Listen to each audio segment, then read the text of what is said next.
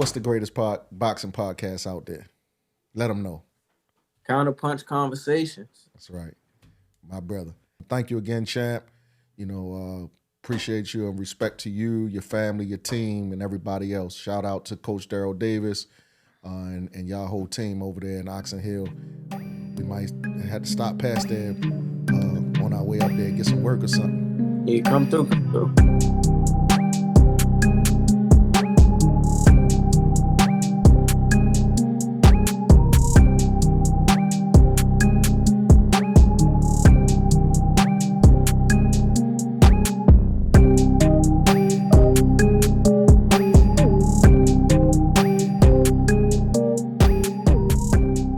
Welcome to Counterpunch Conversations. I'm your host, Sheik, and my co-host, Rock. What's up, bro? What's up, brother?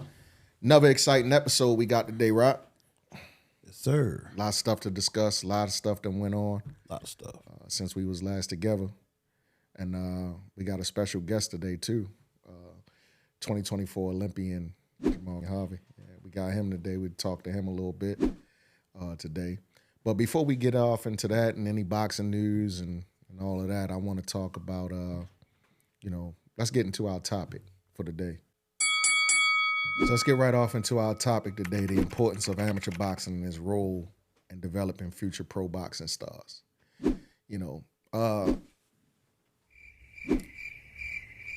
Amateur boxing, I feel as though amateur boxing is very important to translate into becoming a good pro, because in the amateurs, in the amateurs, we don't really look at wins and losses and things like that. It's more so, developing the skill set. So that's why in the amateurs, we pretty much say when we want to know about somebody's, record and things like that, we ask how many fights they have as opposed to what's his record. True. You know what I mean? So you want to know how many. What the experience level is. Yeah.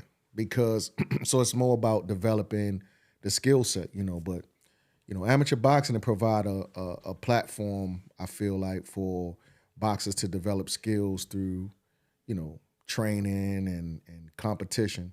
You know what I'm saying? So in the amateurs, they got an opportunity to face various boxers or various opponents that got different styles, and skill levels which helps them to develop a good set of skills. Mm-hmm. Well-rounded fundamentals. Right. So, what do you think? You think amateur boxing what do you think as far as amateur boxing developing or the importance of amateur boxing? Boxing is a craft, and to master anything, craft, and they say you need 10,000 hours. So, you're going as a boxer, you're going to get those 10,000 hours, right. In the amateurs. Now, there's a question of whether you're getting good quality 10,000 hours in regards to your teaching and experience, or whether you're getting middling or trash 10,000 hours. But either way it go, I think you still got to you need amateur boxing for the A, the teaching of the basics, and B, the development and expounding upon the basics, the basic fundamentals of the sport and of the craft. So, I think amateur boxing is, paramount in the success of anybody. You have outliers, but I think it's paramount. But you can always tell someone who has a good, solid amateur background, usually from someone who picked up the sport, rather late, and they got a limited amateur background. You can tell. And to be honest with you, you can look at amateur boxers, and a lot of times you can tell whether or not they've been boxing at an early age, or whether or not this is something that they just picked up the sport, really recently. Right. You can tell. Right.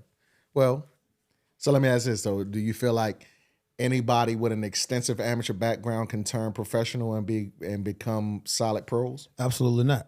Professional boxing and amateur boxing is like Andy Cruz Gomez said, the great Andy Cruz Gomez, Cuban boxer, just had his professional debut a few months ago, training with Bozie Anderson. He said that he's somebody probably with a couple hundred amateur fights. He said that professional boxing and amateur boxing felt like two completely different sports. A, because he was in 8-ounce gloves as opposed to 10-ounce gloves. B, because he was boxing 10 rounds for his debut, as opposed to 3 rounds in the amateurs from that standpoint. And so he said it felt like a completely different sport. Well, I can get that because, I mean, amateur boxing is more like a scoring system, points. People looking for points. Pros is the hurt business, man. You ain't got no headgear on. Like you said, 8-ounce gloves, it's the hurt business. Yeah. So with that said, because pro boxing, you can't, we say all the time, you hear the saying all the time, you can't play boxing, right? You can't play boxing because you can get hurt in boxing, right? Die. Die. But, the amateurs is a lot different. How many people you hear really getting hurt in the amateurs in the ring too much? You don't exactly. You don't hear about too many people getting hurt in the amateurs because it's more scoring. Whereas though in the pros, it's about hurting somebody. Yeah, you know what I mean. And the gloves are different. I mean, the gloves are a lot different. I mean, because 8 ounces, 16 ounces, and stuff like that. With training is a big difference. But the gloves are so much smaller to the point where even with the guard, even catching and parrying punches, it's gonna feel different. Right. In an 8-ounce glove than it's gonna feel in a 10 or a 12-ounce glove from that standpoint. Right. But so when we're talking about the importance of amateur boxing, I mean, let's delve into that and really talk about how important is amateur boxing, because I mean, there's a lot. I mean, do you think one day amateur boxing could go away? So maybe it might go away. Well, we might not know it in the way that we know it today. So what is really the importance of amateur boxing and developing future pro stars? That's what I really want to talk about. Like developing stars. Yeah, I think it's more of a likelihood of professional boxing disappearing before amateur boxing disappears. How so? Well, one is what's going to be the point of amateur boxing if there's no pro boxing? The love of the sport. Anyway, the love of the sport. All right, that's going to go into another topic. So I don't even know what to say to that. But the love of the sport. People play ping pong for the love of the sport. They can't go pro in ping pong. Think about it. Yeah, but I mean, can't go pro in ping pong. All right, but that's not. Well, yeah, the love of the sport. Some people just want to compete. All right, but let's go back to developing a skill set, the proper training methods, how to properly cut weight, how to manage weight management, personal discipline. All of these things that you learn in the amateurs, and then in the amateurs, you only gotta. In the amateurs, you got to make weight. If you're in the national tournament, you got to make weight every day. So you're cutting weight or whatever you're doing for a whole week. Versus in the pros, you are only making weight one day, and that's the day before. And then you rehydrating up to sometimes 25 pounds heavier, what I mean, crazy. by that fight day. But that's another discussion that we're going to talk about on another episode too, about the weight, those things dealing with the weight. But all of these things you learn in amateurs. So it's so many things that you learn in the amateurs that carry you over to the pros. So the importance of amateur boxing and developing future pro stars. Now, in my opinion, I think it's very important, and I think any amateur boxer should take. If your goal is to become a pro, you should take the amateurs very serious, and you should get as many fights as you can. You know what I mean? You got people in the amateurs that, I see that cherry pick fights. They cherry pick fights. Your kid is got 10 fights and my kid only got 3. Nah, we not going to take that fight. Or your kid got 100 fights. My kid got 20 fights. Nah, we ain't going to take that fight. They do a lot of cherry picking. They want to know, you see some of these coaches, no disrespect coaches, if this is you, but you see coaches who want to know, they ask 10 million questions before they allow a kid to fight. I just seen I was just at a show last month. I was at a show last month that these was 2 8-year-olds. The coach didn't want his boxer to fight another 8-year-old because the other 8-year-old had I think he had about 10 or 11 fights. His boy only had 3 or 4 fights. He didn't want them to fight because of that. And I was explaining to him, I said, listen, first of all, they not gonna hurt each other. They 8 years old, they in 10-ounce gloves, they got headgear. He don't have that kind of power to hurt your son, your boxer. The only thing he might hurt his pride if he beat him, but this is what you doing this for. So my thing is, why even waste your time with being in a sport like this if you're not gonna fight? Two schools of thought. That's one school of thought from that standpoint. The other school of thought is that why even have your boxer out there if he's not ready from that standpoint? Right. I mean, those I think those first 10 fights are paramount importance. I think once you get up to about 8, 9, 10 fights, I think you're good as far as moving on at that point in time. Right. But the other part about it is like, why have your boxer out there from that standpoint if you're not ready to fight? Because one thing he can develop bad habits. Now, one school of thought is, okay, just fight, and get experience. And I agree with that. Experience is very, very important. But also, what you're doing in the gym is important as well, too. Sometimes, because a lot of times kids will come to the gym and be like, how long before I can get a fight? Well, that's really up to you. Mm-hmm. You may be ready to fight in 3 months, maybe ready to fight in 4 months. Some people, you may not be ready to fight for 6 months to a year. Right. It really depends on how that individual kid progresses in the sport, and then who his coach is as well too.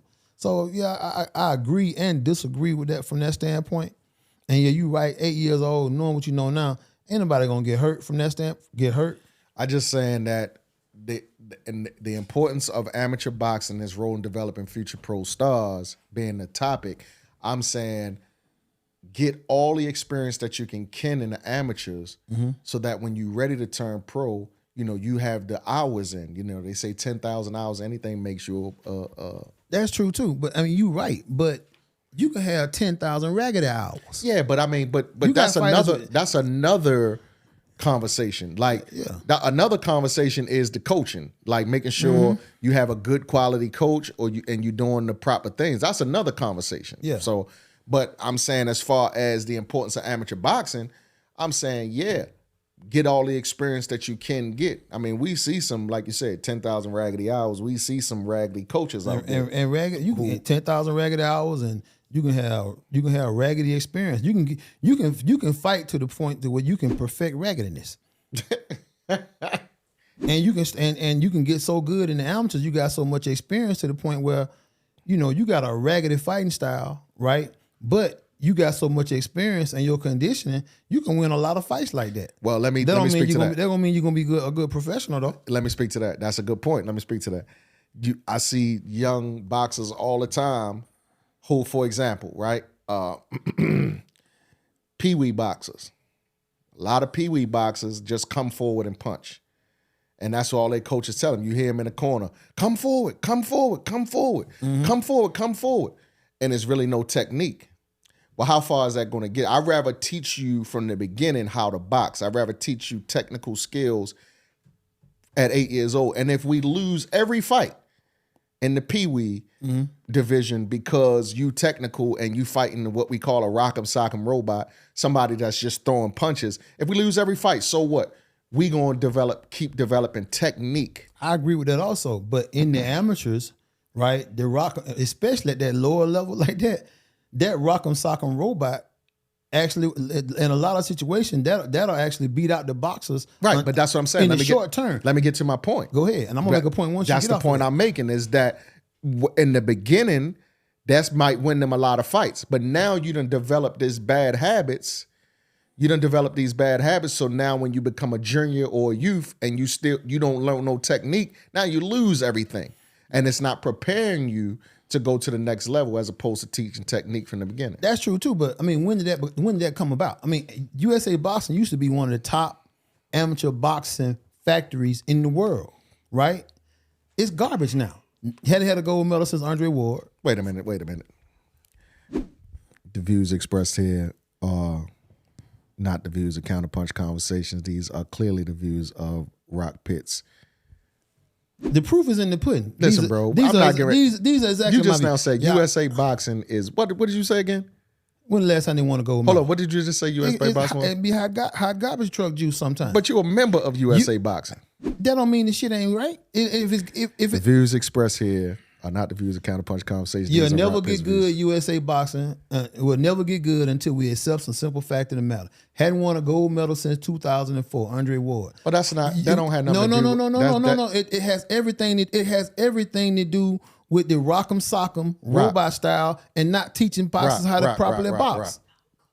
USA Boxing does not teach that. What are you talking about? This is up to the coaches. Okay. That comes from grassroots. When I say USA Boxing, I'm not talking about USA Boxing that's in Colorado. Who are you talking about? I'm talking about USA Boxing as a whole. That's grassroots coaching. Same thing. Anybody can become a coach and start teaching. Listen, the United States of America. I see people all the time. Yes. Boxing is the one sport that I see all the time. People that don't have any knowledge of boxing, they just say, I want my son to box, and they start teaching without even studying the sport, studying the craft of coaching. I was at a gym yesterday, and I seen a coach in there with his son throwing punches, and he just sitting there holding the pad, and his son throwing the punch, just throwing wild punches. He not correcting them. He just sitting there holding it like this. Mm-hmm. He not giving them no targets or nothing. He just sitting there going like this.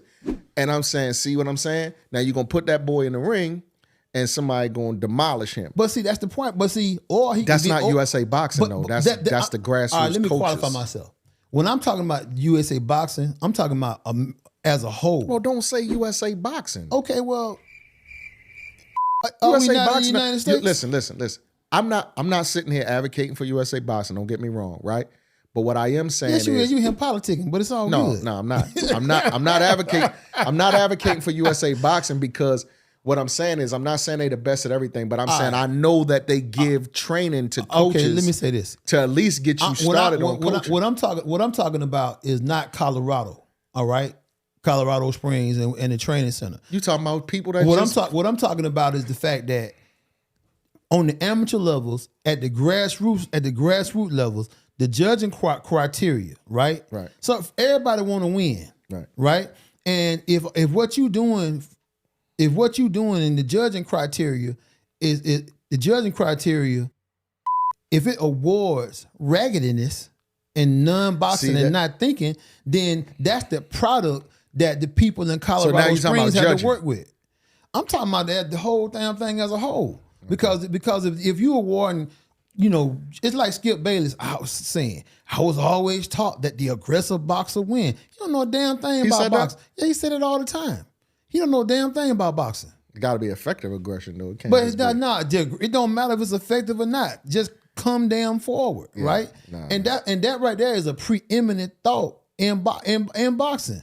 And a lot of time, you come through fight. Well, you lose a fight. Well, he will come. Well, why we lose? Well, he was coming forward. Well, what about them damn check hooks he was getting hit with in the damn mouth? Right. Oh, well, yeah, he was still moving around the ring and running. See, that's the whole point, though.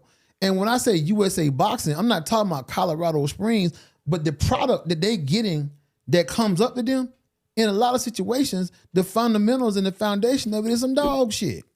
Period. I agree. And when you get on the international level, right, there's a reason why Bivels and Triple G's and Lomachinkos and every damn body else and people from Bahrain and Hossein and whatever the hell else, they beating the hell out of our boxers. It's no country called Hossein, by the way. I'm being facetious in my comments, but you understand the gist of what I'm trying to say. Mm-hmm.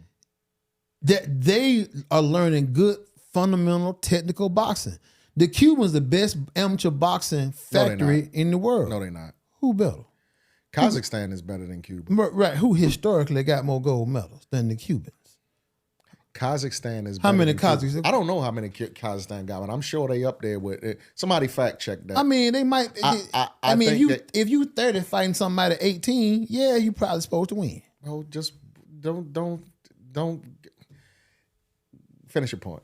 My whole point is that the foundation in amateur boxing can be wrong from that standpoint, right? And if the foundation is wrong, then the product or the tree that grows from that foundation, by the time they get to Colorado Springs from that standpoint, then what are they working with in regards to trying to create a world champion? Here's the thing. You're making good points. You're making good points, and I really want to talk about them, what you're talking about, but we're getting off the topic of amateur boxing, is the importance of amateur boxing, its role in developing future pro stars. But you're making good points of what you're saying, right? And I agree with a lot of what you're saying, except for that it's USA Boxing's fault. USA Boxing, if you want to blame USA Boxing, blame the high performance staff for the performances that we get overseas. Don't blame USA Boxing for the grassroots coaches at A, B, and C gym and whatever city in America. When I say USA Boxing, I know what you're saying. I'm talking about the grassroots. I know staff. what you're saying, but I'm saying grassroots staff, grassroots judges. I know what you're from saying. That standpoint, but listen, what I'm saying. That's what I'm talking about. But you keep pointing out about international competition and what they do internationally. You can blame our high performance staff for that if you want to blame somebody. How you gonna blame the high performance staff? With the high performance staff, they working with what they've been given. From that standpoint, right? All right. Listen, we can go off into that because that's you making points that's getting off the topic. I'm talking about is the importance of amateur boxing. We both know that it's important to have an amateur career to go pro. Now, USA Boxing said they want a universal boxer. And the definition of a universal boxer. That's what they said a lot of time they looking for, right? Right. They looking for they got a You're still trying to go on to this. But that's what they said they looking for. All right. But we getting off of the topic, Rock. Okay, if we talking about the importance of are you important. saying that it ain't important? I'm saying it's very important. Okay, then. But so I'm also saying that it can be some dog shit. Right, but we're not talking. Okay. Okay, so what we're not talking about at this topic is what we're not discussing is what the product is. We just saying that it's important. We can figure out the product later. It's important. All right. So now, with that said, are there some champions that never had an amateur career? Absolutely. There's some champions that never stars in the amateur, never had amateur career, The bronze bomber. Who? Deontay Wilder. He had an amateur career. He went to the Olympics. Man had 15 fights. It don't matter. He was an did Olympian. 5 fights above a novice. Started at 19. He had a little piece of amateur title. Tevin Farmer, same way. James I don't Toney. think did Tevin Farmer ever fight amateur? I thought he started boxing at 19. Yeah, same thing with Lights Out Tony. Lights Out Tony was an option quarterback in high school. Did you watch the Fury and Ngannou fight? I did. Did you see the undercard, the co-main event? Fabio Wardley and David Adelaide? Did not see that. Okay, Fabio Wardley never boxed amateur.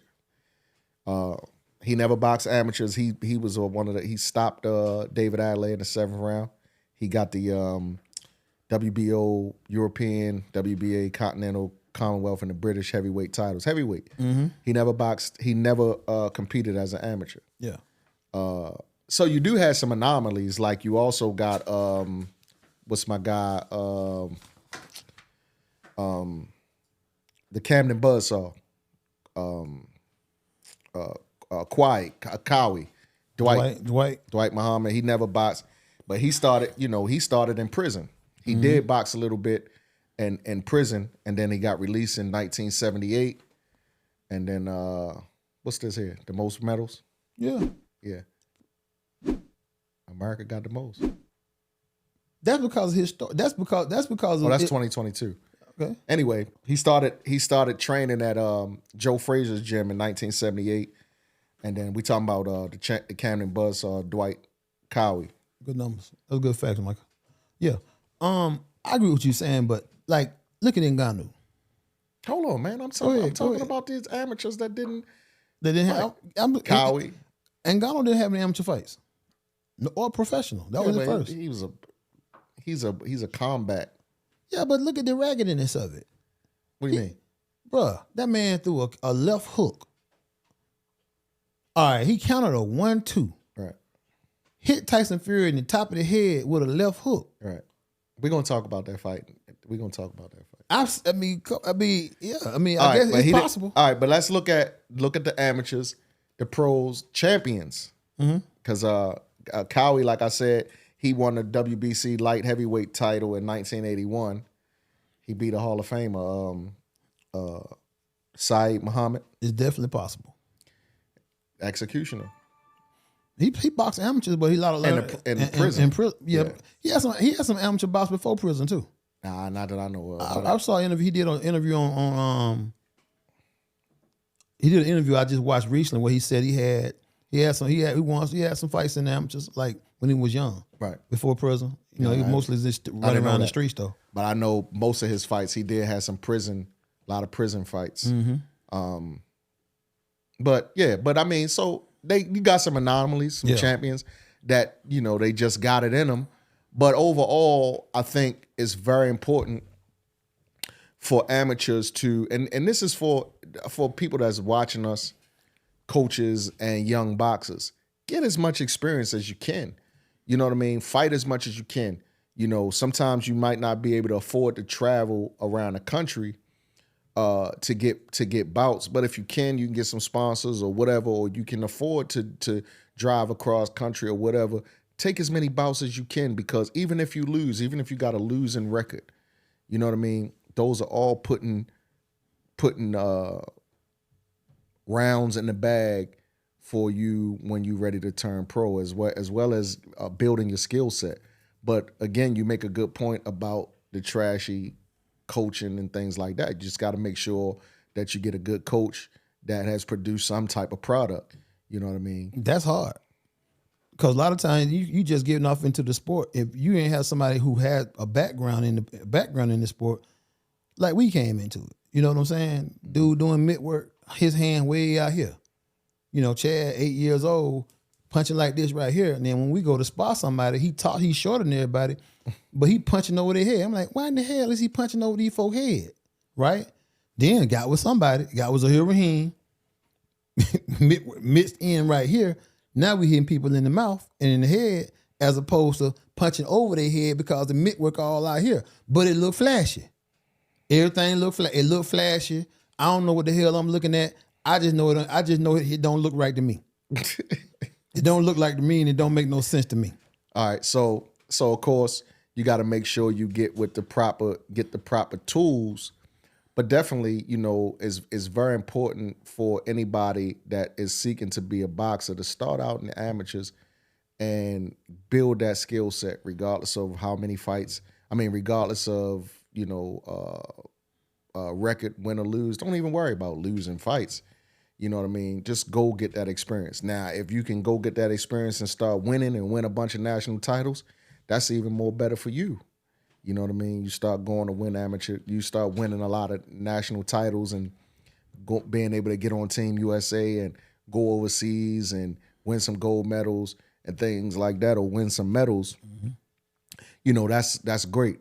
But you know, amateur boxing is very, very important. It plays a very important role. When you look at some of the top pros right now, a lot of them had decorated amateur careers. Yeah, I mean, I don't think there are any boxing quote unquote greats who didn't have a pretty good amateur background. Exactly. That's my point. Like greats. You know what I'm saying? So, you know, the upper tier.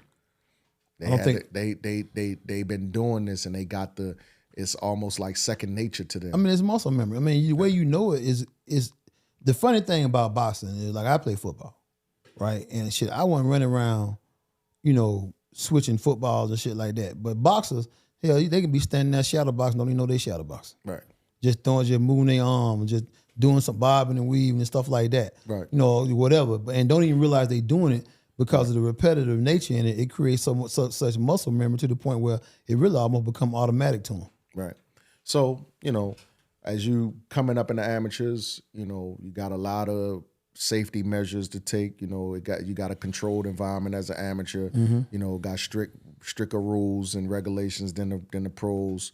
You got protective equipment, headgear, all of those things. You know, it helps to reduce the risk of injury, you know, for inexperienced boxers. So take all of those things into account and build your amateur career. So yeah, the danger in amateur boxing is not in the actual bout. The danger is in the gym. Right. If you know, contingent upon who you're dealing with and whether or not they got some experience.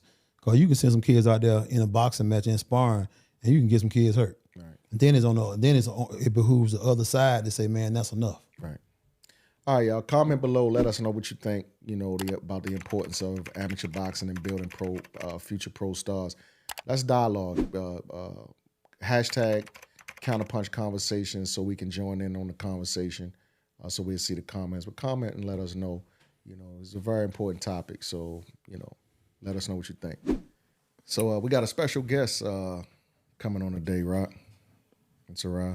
Just qualified at the 2023 Pan Am Games, qualified as to go to the 2024 Olympics. Must be exciting. Qualified at the as a 57 kilogram male athlete. Was a gold medalist at the 2021 Elite World Championships. He was the first American male to win an elite title since 2007, especially being at the age he was, 18 years old at the time. So we honored to have him join us in the ring today. So I want to welcome to the ring today, our guest, 2024 Olympian, 2024 boxing Olympian, Jahmal Harvey. Welcome him to the ring. How you doing, Jahmal? I'm doing good. Thanks for having me. What is it, Jahmal the King Harvey? What's your boxing nickname? Nah, I don't really got one for real. Ain't none of them really stick with me. We're gonna call you King Harvey then. That's your nickname. Yeah, Rock is, if you don't know, he likes to give nicknames. So King Harvey. Jahmal King. Okay. All right, so thank you for coming on today, Jahmal. Appreciate you, man. Appreciate you joining us fresh off your victory at the Pan Am Games. And we want to congratulate you. It's an honor to talk to you. And congratulations, man, for qualifying for the Olympics. Thank you. Appreciate it. Looking to see great things from you. So joined by I'm Sheik and joined by my co-host Rock and Sarai. Sarai, 18-time national champ. Number 3 in the world. Yeah. Yeah. So she'll be in the elite division this year. She'll be in the Olympic trials coming up. So hopefully she'll be your teammate at the Olympics. But anyway, so let's get right off into your story, man. Let's talk about you a little bit. You grew up in Oxon Hill, Maryland, right? I grew up in Southeast DC. Southeast DC. And then moved to Oxon Hill. Oh, okay. I'm from Baltimore, so I'm familiar with the area. But you grew up in Southeast. When did you move to Oxon Hill? I moved to Oxon Hill when I was like 12. Oh, okay. So you knew the Oxon Hill. So describe your childhood and your upbringing. Childhood, I was always into sports. Like my father always had me in sports. Mm-hmm. So I was just very athletic. Always outside playing sports or something with my friends. Right. I played football for the most part. That was my main sport up until till 9th grade. Because 8th grade, I was playing football and boxing. I started boxing in 8th grade. But when I was raised in DC, when I got to 7th grade, I moved with my dad and finished middle school and high school in Maryland. Oh, okay. So yeah, you look like a football guy. You got a frame. You must have been a running back, huh? Yeah, I played running back. You got a frame like a running back. So you started boxing in 2015, right? At 13 years old, right? Yeah. Now that's kind of old to start boxing. Most of these kids in USA boxing, they've been boxing 4 or 5 years old. Then they started competing in Pee Wee division at 8 years old. So starting out at 13 years old, what made you at that point want to become a boxer? Did you ever think about becoming a boxer before then, or just when you were 13, that's when you started wanting to become a boxer? Did you ever think about becoming a boxer before then? Nah, I never thought about becoming a boxer. So even when I started boxing, when I was playing football and boxing, I just knew I was gonna play football. Oh, that's what's up. So I take it you originally wanted to go to the NFL back then. Before you started boxing, you was like, I'm going to NFL. Yeah, I was always saying I'm gonna be in the NFL. Right. So what made you want to start boxing at 13? I was good at it. Mm-hmm. I felt like I was like, my coach started me pretty fast. Like I trained, then I went and sparred. Then by that time, I had a fight. It was like 3 months, all within like a 3 month span. So I knew I had some talent in boxing, but football. So my boxing coach was my football coach, but then he stopped coaching me. So I was with another team, different coach, and they just was looking at size and stuff, I guess, because when I would get in the game and they gave me the ball, I would score. Right. But it was just like it was never giving me the opportunity. I don't know why, but that was the main thing. And then boxing, it was just me in there. It's like you only had to depend on myself. The coach or nothing can't hold me back from going to get up. So your coach saw something in you, and he figured you could box, being as though he was a boxing coach as well. And that's Coach Daryl Davis, right? Correct. Yeah, and he saw something in you. He said, "Man, I think you can box." So how did that conversation go? He just said, "Hey, Jahmal, I think you can box, man. Come on and go to the gym." Nah, like, that conversation came about because he friends with my mom and dad. They grew up together. So like when I get in trouble for fighting or something, he always know, like, they friends. So it's like, oh, he got in a fight today, this and that. So he like, all right, bring him up to boxing. I know he always fighting and stuff. So it's like he knew. Okay. So that's how it came about. It was like, okay, this boy keep fighting all the time. If you want to fight, let me show you how to fight. Yep. Yeah. Okay, that's what's up. So so you said 3 months. Within 3 months, you had your first fight. You remember where that fight was at? It was at Sugar Ray Leonard Boxing Gym with the Golden Gloves. So it was a Golden Gloves, but you had a match bout on that show. Yeah. So how did that go? Did you win? Nah, I ain't even win my first fight. I lost. Do you remember who you fought? Yeah, I fought Muhammad Robinson from Baltimore. Yeah. Oh yeah. Robinson boys. Them 3 boys. Okay. Well, you fought some stiff competition back then. Yeah, my first fight. You jumped out the porch. For real. So you right in the water. Do you remember your first? Huh? So that was like kind of like me. Yeah, but my first fight was Shamirical. Somebody else boxing like 4 or 5 years. Yeah, and I was only 4 months into the sport. 4 months in, that was your first fight.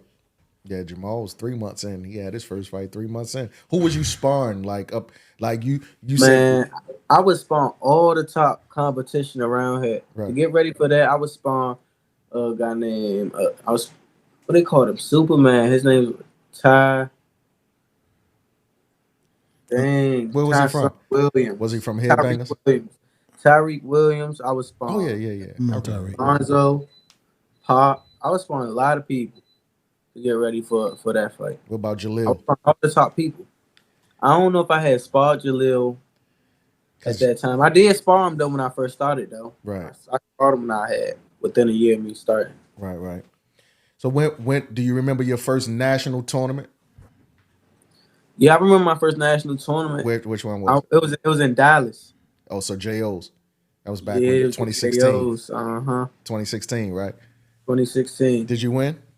Yeah, I won the whole thing. I had 12 fights going in the nationals. I fought 3 times, and then so I won national at 15 fights. So you was 12. Yes. You was 12 fights in. So how many national titles do you have? I'm not talking about like international, but like your nationals. National titles. I had 10 national titles. 10 of them.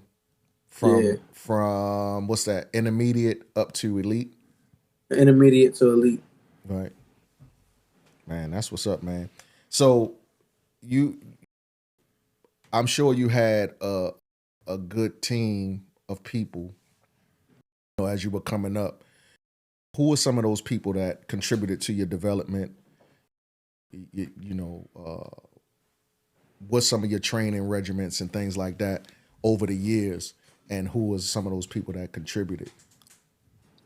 The people that contributed the most, I would say, is really just Coach Daryl, and then my dad, and then Coach Sean. They started with them 3. Right. The only 3 coaching, and then I would just say, like, really all the work around the area, have been surrounded by a community of such good boxers that we got here in the DMV. Right. Getting all that work, like, without sparring all of them. Right. Starting out and then learning along the way, picking up different things from different fighters, I won't probably be as good. So what's a training day look like for you? Like here, back at home, or like at the USA camp? Well, let's say back at home because we all know Oh, we yeah. so back at home, I only work out like twice a day. I He go said only. in, He said only get twice a back. day. Yeah, home twice a day, or once, twice or once. Yeah. But for the most part, some days it'll be twice a day. I go up to the gym probably like 10 o'clock, work out with Coach Lamore, Right. do some strength and conditioning. Yep. Then I come home, and sometimes I just go to like Swift her gym Mm-hmm. at like 3 o'clock. Or if I don't go to his gym, I go to my gym at 6:30. Mm-hmm. And then you do your strength and conditioning in the morning, Yeah, and what you focus on in the evening, like shadow boxing, bag work. it's just technique, pad work, and then some days I spa. Yeah. So let's kind of talk about the Pan Am Games. Let's go back to that. You had a bye the first round, Mhm. and then the second round you fought Gabriel Oliveira from Brazil. You fought this guy five. I'm for Guyana. Guyana. That was you fought him your first fight after the bye. The quarterfinals was Guyana. That one didn't you fight him 5 times, or was it Gabriel you fought 5 times? I fought the Brazilian 5 times. So let's go to that fight because it was a great fight, and I think you was down in the beginning, right? What was according to scorecards, they had you down for a minute. But okay. Here's the thing. You came out on top and you beat him, right? But my question is, what was your thought going into that? Because this is the Pan Ams. It's going to qualify you for the Olympics, right? And you done fought him 5 times. And I think with y'all split it, right? It's 2-2. 2-2. He beat you two times. You had beat him 2 times. Now y'all going into, your 5th fight. What was your mindset of going in that? Did you how did you feel knowing everything that's on the table right now, and you got to fight him in the court, and lost to him twice? I really wasn't too worried about it because I knew how my body felt. My body ain't feel like this strong for a long time because I've been at this weight for a long time, and a lot of people don't know just because I never really put it out there. But I was battling with a lot of injuries and deficiencies in my vitals because I'm a vegetarian, so my body had been feeling a little off. But I knew he couldn't beat me. Like I knew he couldn't mess with me when I was at 100%. Like, and I felt at my best, and I was just telling the coaches and everybody that, I'm like, man, I know I'm about to win. Like my energy up. I ain't getting tired. I can do what I just feel like I can do what I want in the ring. So I was really calm that whole tournament, confident. That's what's up, man. And that's important. That's for all y'all kids out there watching that want to be great like Jahmal. That's very important what you just said. The mindset is so important. I teach my boxers that too about mindset. Mindset is everything. Because if you go into a fight and your mindset is, you have that mindset like, man, he can't do nothing with me. It don't matter. Chances are your confidence is going to come out. You know what I mean? Especially if you trust your training. You trust your training. You know what you're capable of. And your performance was, your performance in that fight was great. So you got in the finals, you got Del Rey, right? And then he took a 3-2 lead after the first round, but you came back in the second, and you got a split decision.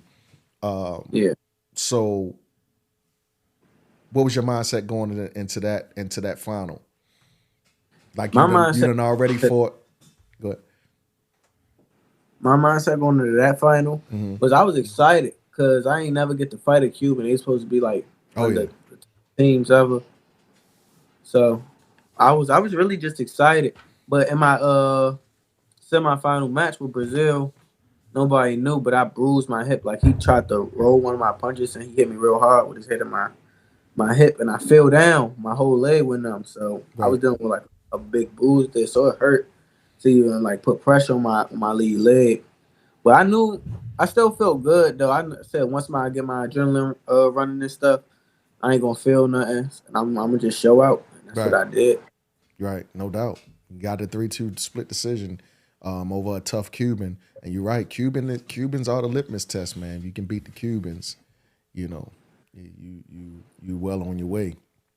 But I mean, your performance overall in that tournament was probably A1. I think a lot of people was expecting that of you, and I'm glad to hear what you're saying about the mindset, because the mindset is very important, and a couple of fights that probably people would have thought you probably would have lost, you won easily because of just being in that mindset. But you said you bruised your hip against Gabriel, right? Yeah. Right. So you felt it going into the finals, like you were hurt. Yeah, I going felt into it going to the finals. Yeah, I couldn't even run, like, we had to make weight back to back. I couldn't even run on it for that last night, so I had to just hot bath the weight I had to lose off in the night. I had to wake up in the morning and do it. So how much? But hey, I got it done, and then went for it in the finals. How much did you have to cut? I had to cut like 5 pounds. Damn. After that fight. So. And you got it. You got it up off you overnight. Well, I slept off some, of course. Yeah, of course. So I really think I had the hot bath off like 3 pounds. Yeah. So you're a switch hitter, right? Yeah, I switched. I switched my stance. What precipitated that? What made you get off in the switch hitting? Was it natural? You just start off as a southpaw and went back to orthodox? Yeah. So I grew up fighting. Like always getting into fights. And I was like naturally a southpaw. Like growing up fighting in school, on the streets, I was southpaw. So when I started boxing, I learned orthodox. Right. And then when I would fight southpaws, it would make me angry. I ain't like fighting southpaws from orthodox. It was just too weird for me. Right. So then I just used to switch my stance. One day I just switched my stance and I was doing good. And my coach was like, "Oh yeah, you can fight both ways." And I was like, "Okay, bet." Gotcha. Most people in the street fight southpaw. Yeah, everybody started fighting. Yeah. Yeah. You right-handed naturally though, right? You right with your right hand? Yeah, right-handed naturally. Yeah. You natural with your stance, with switching and stuff like that. And then you quick with it as well too. Right. You got an excellent jab from both sides. Yeah. So Jahmal, how do you maintain a balance between your boxing and your personal life? You ain't letting them girls get you caught up out there, are you? Nah, I can't do that. Yeah. But I don't know how I maintain. I just go in the gym, get my workouts done, and chill with my friends. Just all about managing time, making time. Right. That's just the biggest thing right now. Right. You about to be 21 and next week, right? Next week, yep. Yeah. So what you planning on doing for your 21st? Nothing crazy. Right? I'm probably gonna go to Texas and chill. My good man, he moved out there, so it's good work out there too. Yeah, it's good work out there too. Yeah, it's good work in Texas. So how do you when you're training, like do you lock in at when you in training camp? Do you still enjoy your life as a teenager or a young man? Or you just, when you go to camp, you just lock in? These are the things that some of these young boxers need to know. Are we? So you lock in at camp, or you train and then you still go, No, I stay locked in at all times. I'm always in the gym. You just never know. Right. Everybody trying to get better. There's no point of being at the top and slowing your body down from the tip top shape it was, and then going backwards. You never want to go backwards. So. Right. I gained a little weight after my tournament, but I always stay consistent in the gym. Good. My conditioning is always going to be good. Right. Yeah. So now, are you on the Olympic team now? Like, do you have to, so you like? No, you shoot in for Paris now? Yeah, he got his ticket. I'm getting ready for that. Yeah, right. He's on the team. So you're on the team, so you don't got to worry about going through any in the lower level Olympics, tournament. bro. Okay, cool. So my question is this: the last Olympic gold medalist was Andre Ward, 2004. All right. Correct. For men. Right. Yeah, qualify that for want to make Clarissa mad. For men was 2004.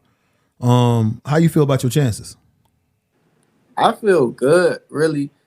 Are you gonna be the number one seed? I mean, he done fought everybody at this point. I don't know if I'm gonna be the number one seed, but I just feel like once I'm in shape and fight in shape where I could just continuously have my punch output high, I just feel like that nobody could beat me. But aren't you ranked number one in the world in 57 kilograms?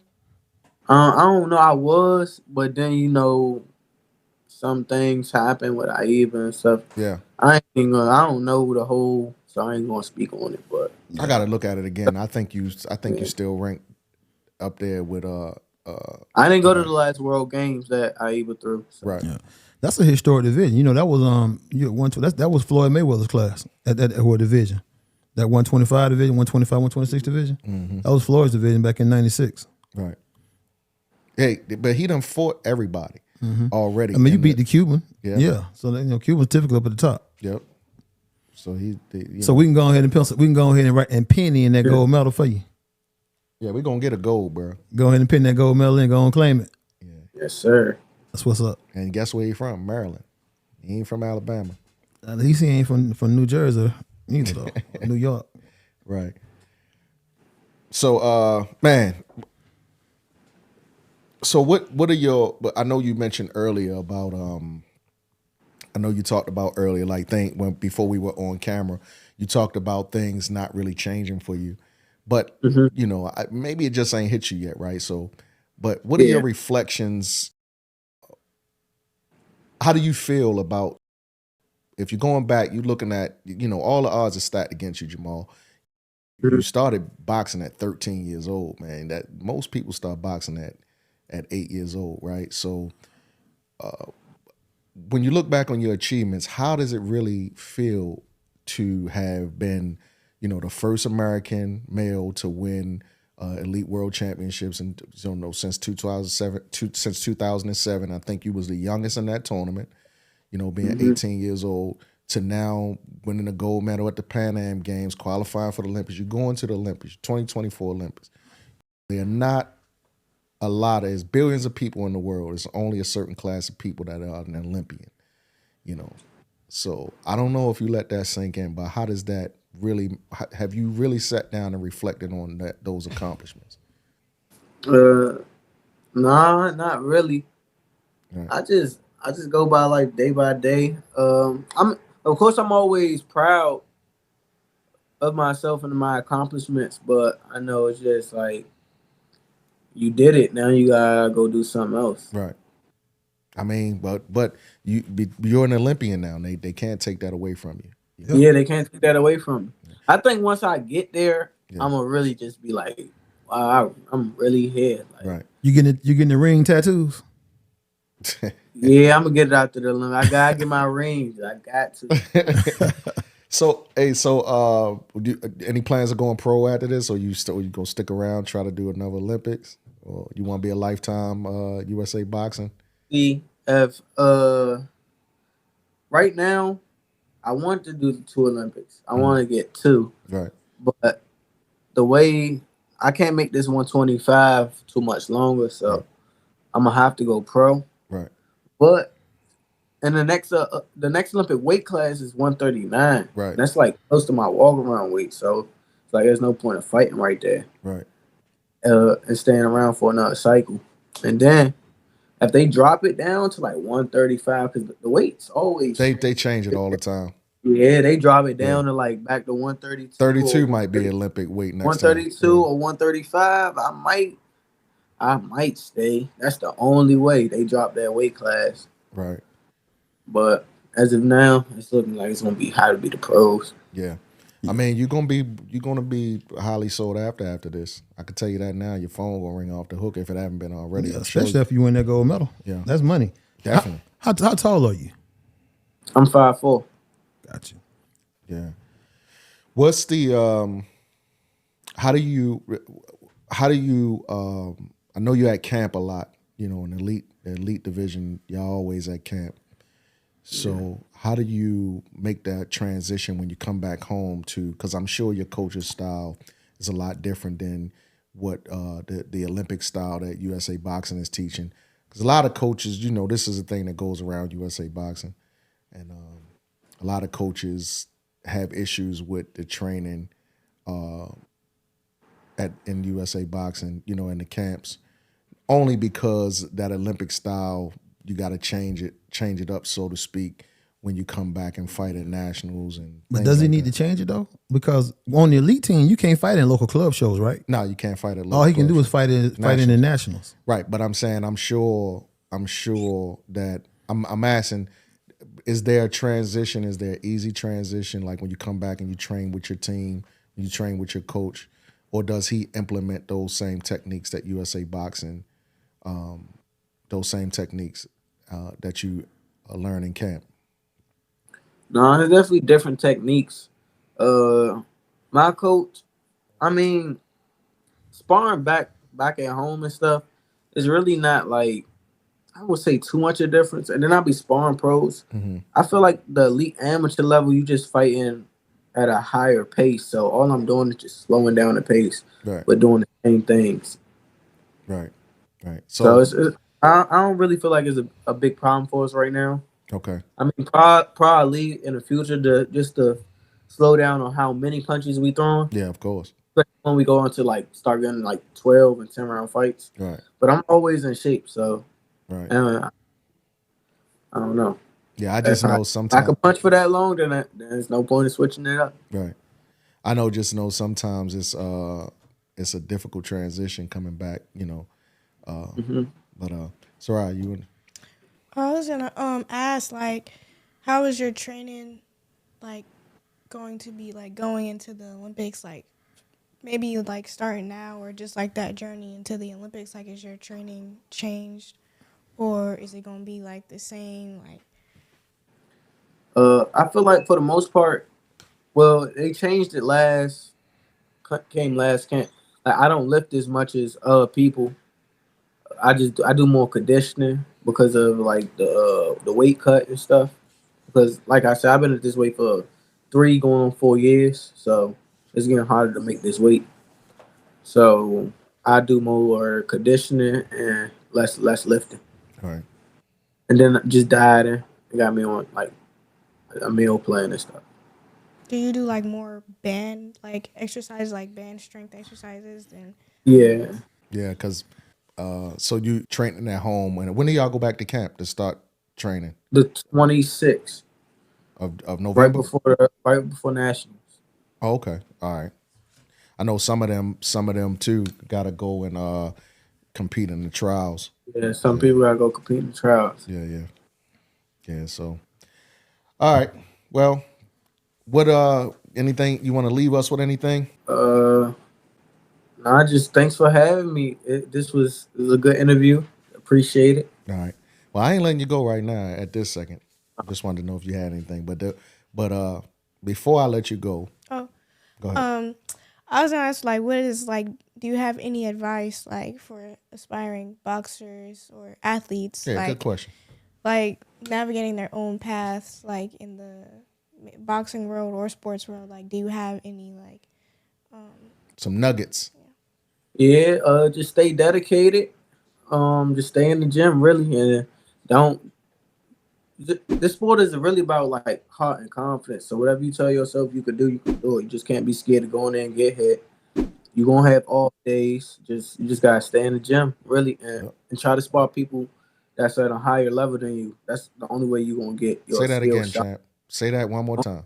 Try to spar as many people that got like more experience that probably that's just better than you, that you know are better than you. That's the only way you're gonna get to a top level. That's the only way you're gonna be able to push and compete with yourself. I'm glad you said that, With because the top people. I'm glad you said that. There's a lot of people, they want to spar people, they get highlights, spar people that they can beat up. Yeah, stop trying to get highlights from Instagram and just put in that hard work. Take you some L's so you can take you some wins. Yep, there you go. Good advice. That's great advice, champ. Yeah. Thank you for that. Do you got like a memorable memory or like just lesson that you learned throughout your boxing journey?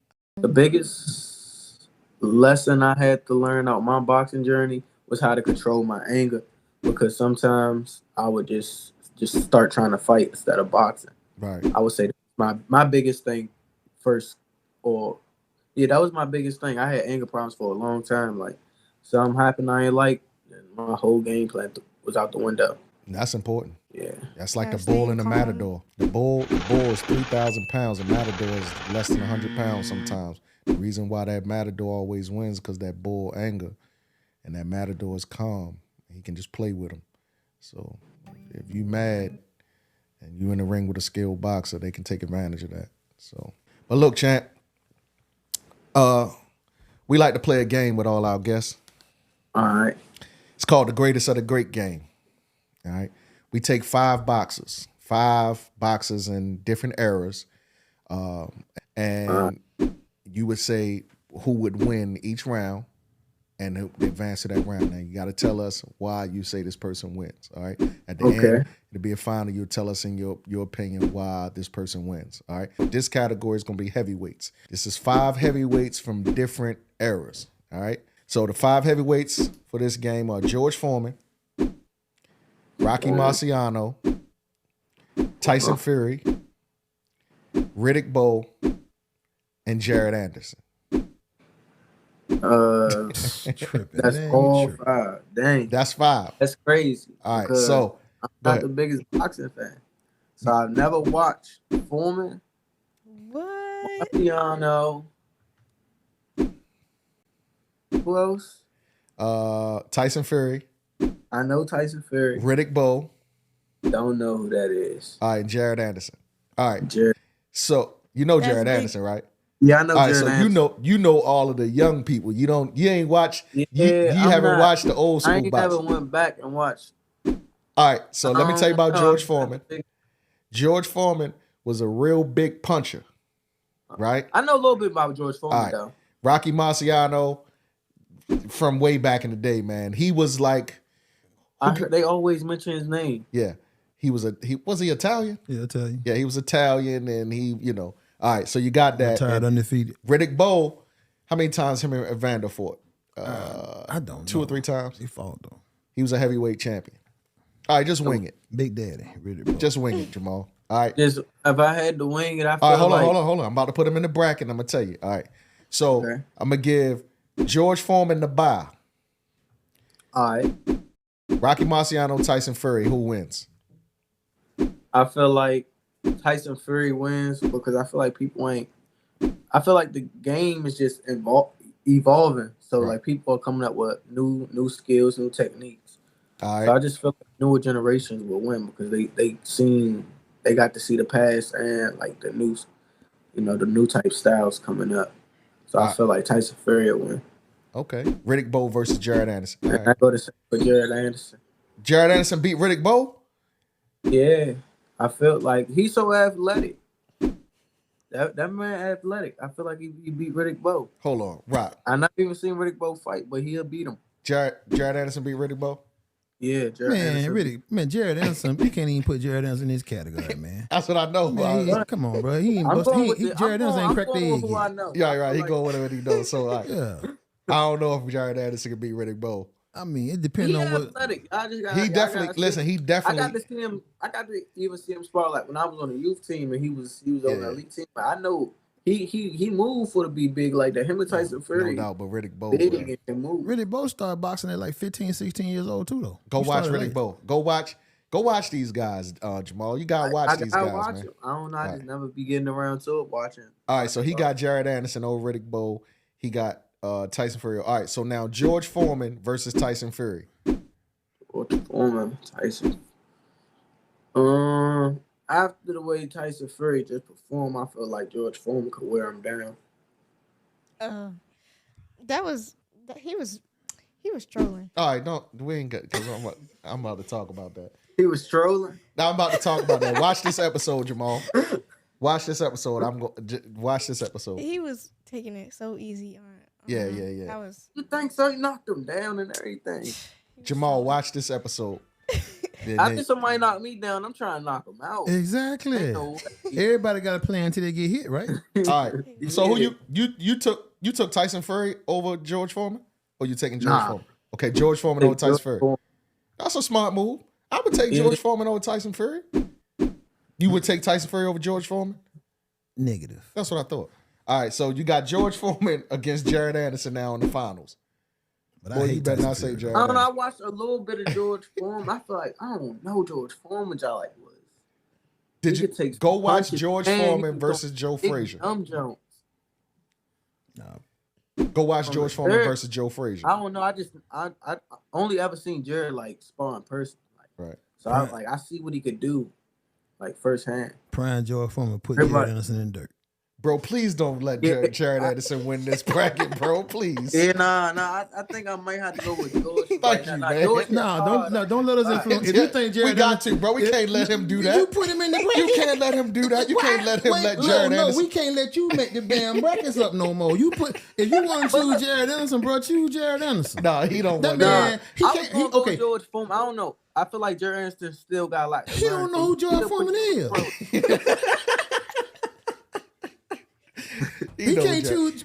We talking about the mean grilling, mean lean fat grilling machine. George Jahmal Harvey. I'm going George. Yeah. Go watch George Foreman against Joe Frazier. No, I've watched George Foreman a little bit. Like, I've seen George Foreman. But just go watch his performance against Joe Frazier.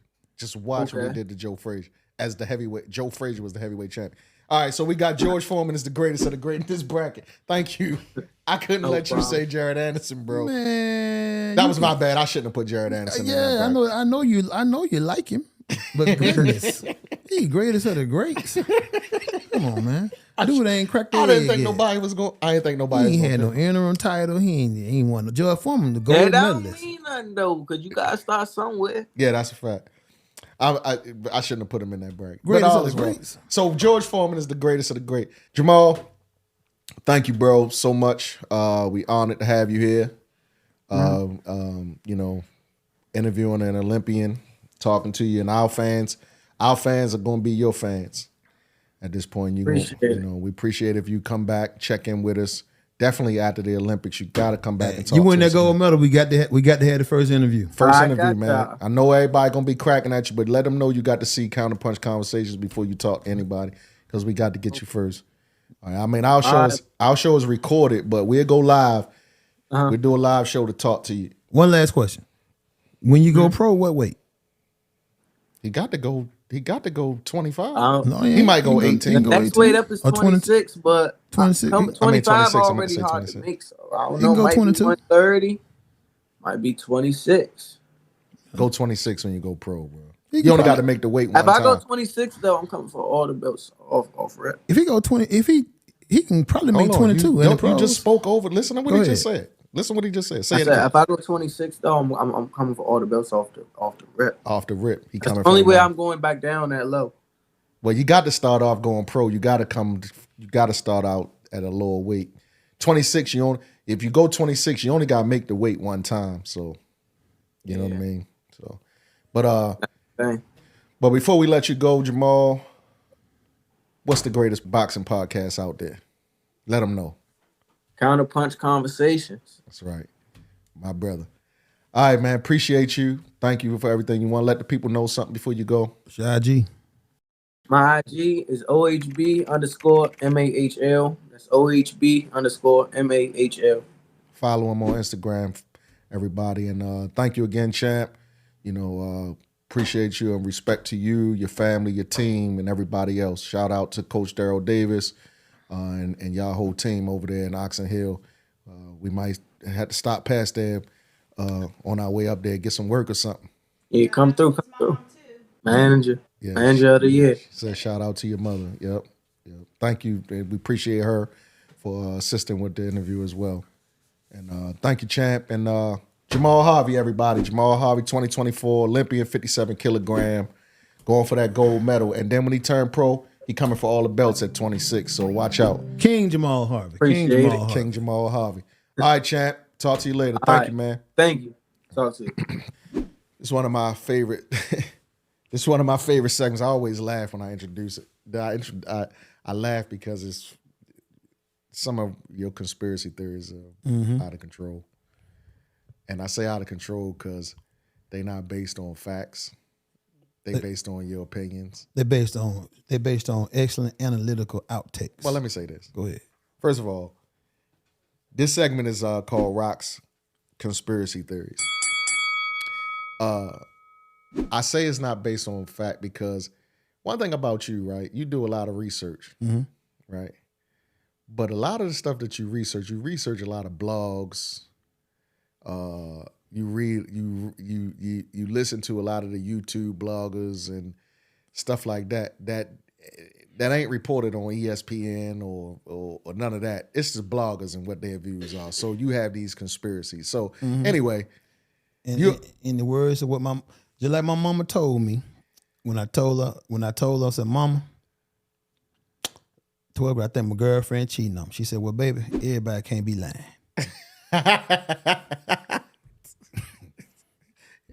That's what Baba Joe Pitt told me. Baby, everybody can't be lying. All right, well. And they wasn't lying. She was cheating on you? Yeah. A bunch of people told you? Yeah, everybody can't be lying, bro. Oh, okay. So your point is, if the boxing boys, if all these different... Everybody can't be lying. All right. Okay. So your conspiracy, you got a conspiracy on because Devin Haney has he's fighting Pro Gray on December the 9th, and Floyd is supposed to have his exhibition on the same night. You have a conspiracy theory that Floyd is trying to get back at the Haneys because of Bill Haney's comments. So he's targeting that pay-per-view event. I mean, he was. I mean, Bill know that too. Bill, listen, man. You know me, I love the Haneys from that standpoint. Father-son team, the professional approach that they took to boxing, you know, really carving out setting up a pathway, God willing, you know, hopefully that me and my son can follow to a certain degree. But, you know, Bill don't hold his tongue when it come to Devin, and he definitely don't hold his tongue when it come to Floyd from that standpoint. And you know, I mean, I ain't never met Floyd, but if you on national on interviews and you saying Devin whooped the shit out of Floyd and sparring, and Floyd was working on defense because he couldn't hit my son, and just really, Floyd ain't gave us a pair of shoes. My son a boss move. Look at what Floyd was doing when he was 24. Look at what Dale doing at 24 years old. Dale making more money than Floyd. We on a higher he laid a green print for us, but we done met his mark and surpassed his mark at the same level, right? Right. So I think Floyd got enough of an ego to the point where he ain't gonna let that slide. Now, Floyd too big to respond to Bill Haney directly, right? And get in a public argument with him. But money talking bullshit walk, right? And Floyd Mayweather at 43 years old, however old he is, Floyd Mayweather is still the face of boxing in the world. And Floyd like the stock market. So with Warren Buffett or certain people say put the rumors out in the stock market, the whole damn market move, right? If Floyd Mayweather say something in boxing, the boxing market is going to move, right? Now, if Floyd Mayweather say he want to have a fight on December the 9th and put a card together on December the 9th, Showtime or any streaming service, the Zone, whoever he talked to, they're not going to tell Money May no. They ain't going to say, well, Devin fighting on the December the 9th. They ain't going to tell Floyd no. And if Floyd had a contest on that, he's not doing it anymore, but if Floyd would have had a contest on December the 9th, the same time in Dale, it inevitably, Money May is going to take money out of Devin's pocket. Okay, so hold on. I'm going to give you some empirical data.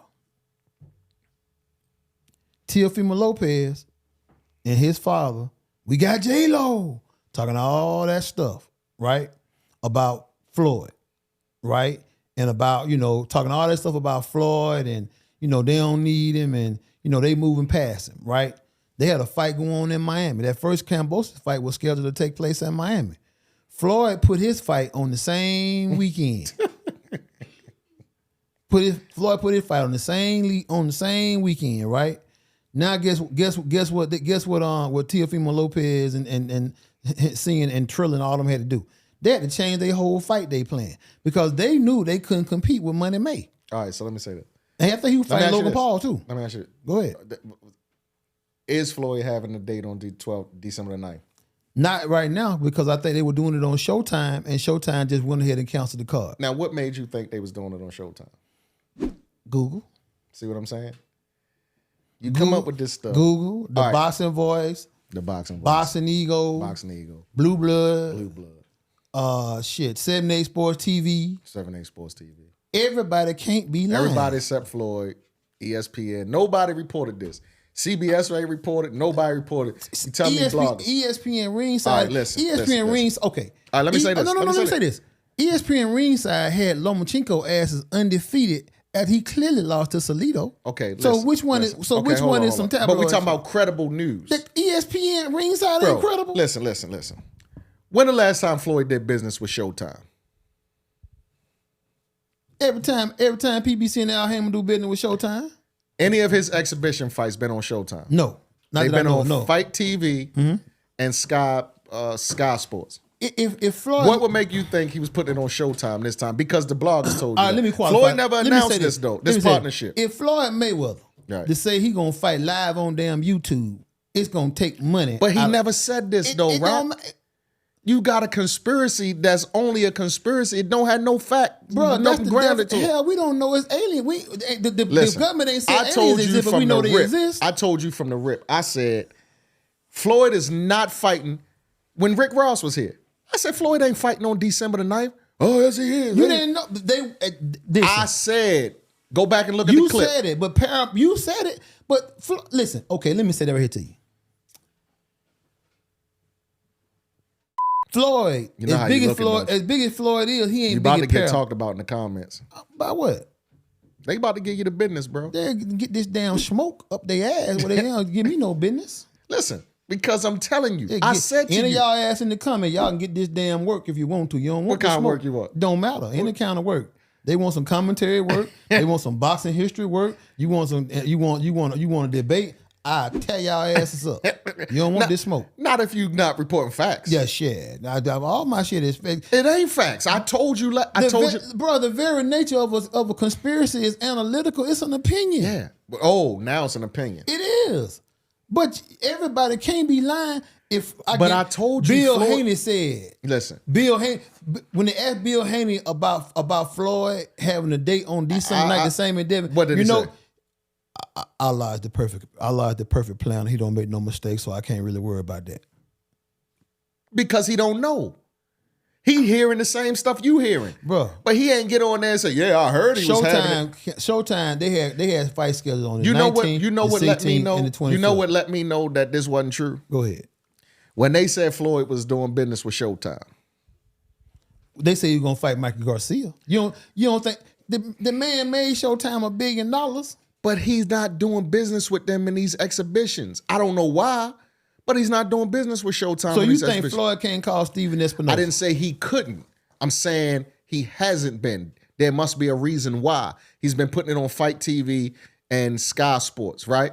And then when they said he was fighting Mikey Garcia, to me, I don't think Floyd is getting ready to fight nobody that has done the business with him like that has been in the business. I think he's going to continue to fight YouTubers and other MMA people. He's not going to fight boxers and Floyd is a very smart businessman. Yes. He's 47 years old. Is he that old? Yes, he's my age. We're the How same old age. is Pacquiao? Pacquiao's 40, I don't know, He like a year and a half older than Pacquiao. So Pacquiao about 46. 45, 46. Now. Okay, gotcha. But Floyd is my age. He's born the same year I'm born. Gotcha. So what I'm saying is 67. no, 76. Oh, my bad. Floyd's a very smart businessman. He's not getting ready to get in there with nobody like a Mikey Garcia I agree. or somebody that's going to give him good work. To somebody that's going to make him have to work and might even possibly hurt him at 47. He going to go in there. He going to know that he know that his brand is going to bring him damn near $1 billion for a fight. Anybody. With exactly. anybody. He can fight me. You making my point exactly. Right. So why would he fight Mikey Garcia? Why would he fight Mikey Garcia? Why would he make it on December the 9th on Showtime? Like, these are all things that why not December the 9th on Showtime? Did he do it? That's because first off, your whole conspiracy theory is Floyd can fight Mickey Mouse on December 9th, and they're gonna take eyes away from Devin fight. But he ain't doing it. As of right now, yeah, you're right. Yeah. Your whole conspiracy per report. Your whole conspiracy like a per report. You know why? Per Because you report. keep listening to blogs. You listen to blogs, bro. You let these blogs tell you. And the one thing that we don't do that people need to take, we report facts.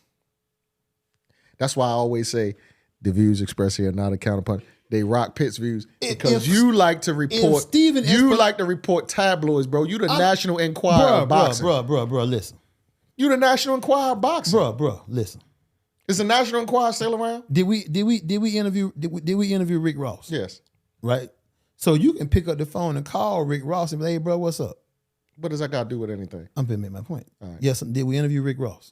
Yes. So if somebody interviews Steven, why are you interrogating me or examining me? Yeah, because you put yourself on the witness stand, impugning my conspiracy theory. Okay, go ahead. If I don't know what impugning means, but we'll go with attacking. If Steven Espinosa appears on a stop. Let Big Daddy finish your point now. If Steven Espinosa right appears on a show, right, then that means said show had contact information for said individual. right. Right? Isn't it likelihood, like Rick Ross told us he was getting into cannabis, isn't it a likelihood that if whoever had Espinosa on their show, right, that they asked him, are y'all planning on doing a card on the 9th, on the 16th? And Espinosa says, yeah, we looking at doing that. It ain't hard confirmed yet, but that's what we moving towards. Okay. And then what network is Progray and Haney on? Oh, they on the Zone. It ain't gonna be in Showtime? No, they probably on the Zone. All right. My next thing is this. All right. So Espinosa said that, right? Mm-hmm. Okay. Are they having it? No. You know why? Bob Iger said, fuck y'all. What do you mean? Bob Iger. Said what? To who? Steven Espinosa on boss. Showtime is a wrap. Showtime boxing gone. Right. Mr. I'm just saying. Mr. Charlie. I'm not saying Mr. that. Charlie told them they can't do it. I'm not saying Floyd and his team never considered it. Floyd and his team, they big. I can't but say that. Mr. Charlie don't give a damn about Floyd and his team. I know, Mr. Charlie but said we ain't doing no more boxing shows. I can't say that. I can't shows. confirm or deny. I can't confirm or deny that wasn't never said. Mm-hmm. But what I am saying is it was highly speculatory thing. It never was. That's like stocks. You speculate you can get rich. Yeah, but it wasn't never go etched broke. in stone, and it wasn't fact. Ain't nothing ever etched in stone Yes, in it boxing is. until you don't know if some shit gonna happen in boxing until they had a press conference. And Right, then but really until they step in the ring and clap gloves. That's how shaky boxing is. The likelihood of Floyd Till they in the red and the blue likelihood cone. of Floyd working with Showtime on one of his exhibition fights is slim to none. So that's where they had me at. Mikey Garcia, Showtime. I was done. You don't think Floyd could beat Mikey Garcia? I didn't. At 47. It's not the point whether he can beat him or not. Floyd not taking those kind of risks. Floyd not taking those kind of risks. That's a calculated risk though. Fighting somebody smaller than you, he right-handed. That's not a calculated risk. Mikey Garcia is still very much Mikey Garcia. He can't fuck with money in May. It don't matter. That's not the point. The point ain't Damn, if Mikey Garcia was 29. It don't matter. It's not fuck the with point. Money May. The point ain't if he can beat him or not. The point is That's what the point is for Money May. The point is it's a risk. There ain't no damn risk. Floyd gonna, How's that not a risk? If Mikey Garcia, Floyd whoop Mikey Garcia ass, man. You missing the point, man. You missing the point. No, exactly the point. You Well, saying Mike that Tyson- Floyd, okay. you saying that Floyd won't. Can Mike Tyson- I see Mike. He brought your damn name up this time. So anything come from this goddamn comes in my comments. Attribute that to him. Now come on. All right. Can Mike Tyson? Can Mike Tyson? See, now you trying to be Listen, careful. what I'm saying. Can Mike Tyson beat any of these heavyweights today? Yeah. I almost said some shit. Can he beat? Can he beat any of these heavyweights today? You see, I held back. Can Mike Tyson beat any of these heavyweights today? Hell, Mike Tyson couldn't beat none of them down. Couldn't beat none of them top heavyweight back in his day. He lost to all of them. Here we go, man. Who Mike beat? Why did I bring up Mike Tyson? Mike lost to every damn Mike. Oh man, Mike ain't me, bro. Did Mike beat Evander? Mike, it ain't me, bro. Did It Mike ain't beat me. Lennox Lewis? He beat hell out of Hurricane McNeely. Peter McNeely. Beat shit out Peter McNeely ass. He beat Frank Bruno. Yo, Mike is going to touch you, bro. He beat I cannot wait. You know what I can't wait for? What? I can't wait to we grow so big that Mike see this stuff and Mike run up on you and say, "Hey guys," no, well, I ain't even gonna talk like Mike. See, you trying to imitate Mike's voice. No, I ain't gonna do it. What? I love you guys. I love Mike. I love you guys, but I've been hearing you say Mike gonna slap the Man, Mike gonna slap the taste out your mouth, man. Shit, you better grab Mike the fucking arm. It's not gonna happen. You gonna watch Mike hit your boy? Yes. Oh, hell no. Am I gonna watch? You can't, yes. You better slide that thing up on the mic, man. Man. Kick that keg up on the mic ass. I'm gonna grab Mike like, Mike. What'd he do? I ain't this. Listen, Mike will agree. Mike lost because of himself. Why are we talking about Mike Tyson? You brought it up. I was getting ready to say, can he beat any of the heavyweights? My point was going to be, as a 51-year-old man, should he take those risks, though, of getting hit? That's what I was going to react. Same thing with Floyd. Should Floyd take those risks? Would Floyd take those risks? Floyd is a very smart businessman. He's not going to take the risk of getting. He's not going to take the risk of getting in the ring with a Mikey Garcia. You know what I mean? Exactly. Who Mikey had lost his last fight and ain't fought it and didn't look good the fight before that. Mikey hadn't had a good outing in boxing since prior to Errol Spence. I'm done with Mike, bro. I'm done with talking about Mike. We ain't talking about Mike. That's fine. Mike is gonna swing on you, man. Who? Mike Tyson? I don't know why you keep talking about Mike. I know I brought him up for a point, not for you to start talking about he can't beat nobody. Mike up for a point without my ass expanding upon the situation. You ain't got to say he can't beat nobody. I ain't lied yet on Mike. Mike lost to Evander. Mike lost to Lennox Lewis. Mike just said Mike just said a damn fight was fixed against Buster Douglas. I sent you the damn interview. Why you tapping the damn table? And he wiped Lennox Lewis tears from sweat off his face and said, "If this man think I don't love him, he's crazy." All that. I want to eat it children. No, I want to eat it children. No, past that. After they fight, he wiped the sweat off. Yeah. You remember he wiped the sweat off his face? Yeah. Oh yeah. Yeah. Exactly. Then after I want to eat his children. All right, man. We done. We done. You go too far, bro. Mike said it in the interview. I was hyped because he said he's going to his kids Allahu Akbar. Goddamn right. Listen, man, I love Mike Tyson. I mean, his kids Allahu Akbar. Praise to Allah. Yeah, praise to Allah. I want to eat his kids. Praise to Allah. man, I was hyped. I was hyped as hell. And then fast forward to the end of the fight. When Mike jumped off the damn podium and ran over there and tackled goddamn. And bit his leg. Yeah. If I could have jumped through the table, I'd have been with Mike. And then at the end of the fight, he wiping his sweat off. Whoop Mike ass. Whoop Mike ass, man. He wiping his sweat off his face and said, "If this guy don't think I love him, he's crazy." Yeah. Mike, I ain't doing it, bro. You trying to get me caught up, Mike. Hey, Mike, I love you, bro. Mike Tyson. Talking about the man with toweling sweat off the man's head. Now you talking about the man. Come on, bro. Mike, come on the show. Come on the show, Mike, please. Mike, come on the show. Yeah. Slap taste out Brock mouth. Mike, he the one talking about you baby wiping some sweat off somebody's forehead.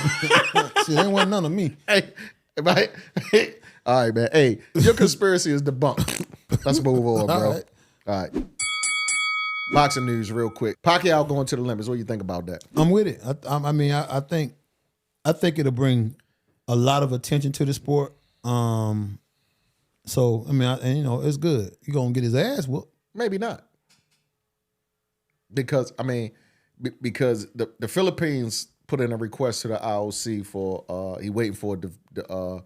he's waiting for a decision from the IOC for a universality placement at the Olympics. Mm-hmm. So because his age, he aged out, right? Over 44, right? Right. Hopefully, I hope they let Pacquiao box.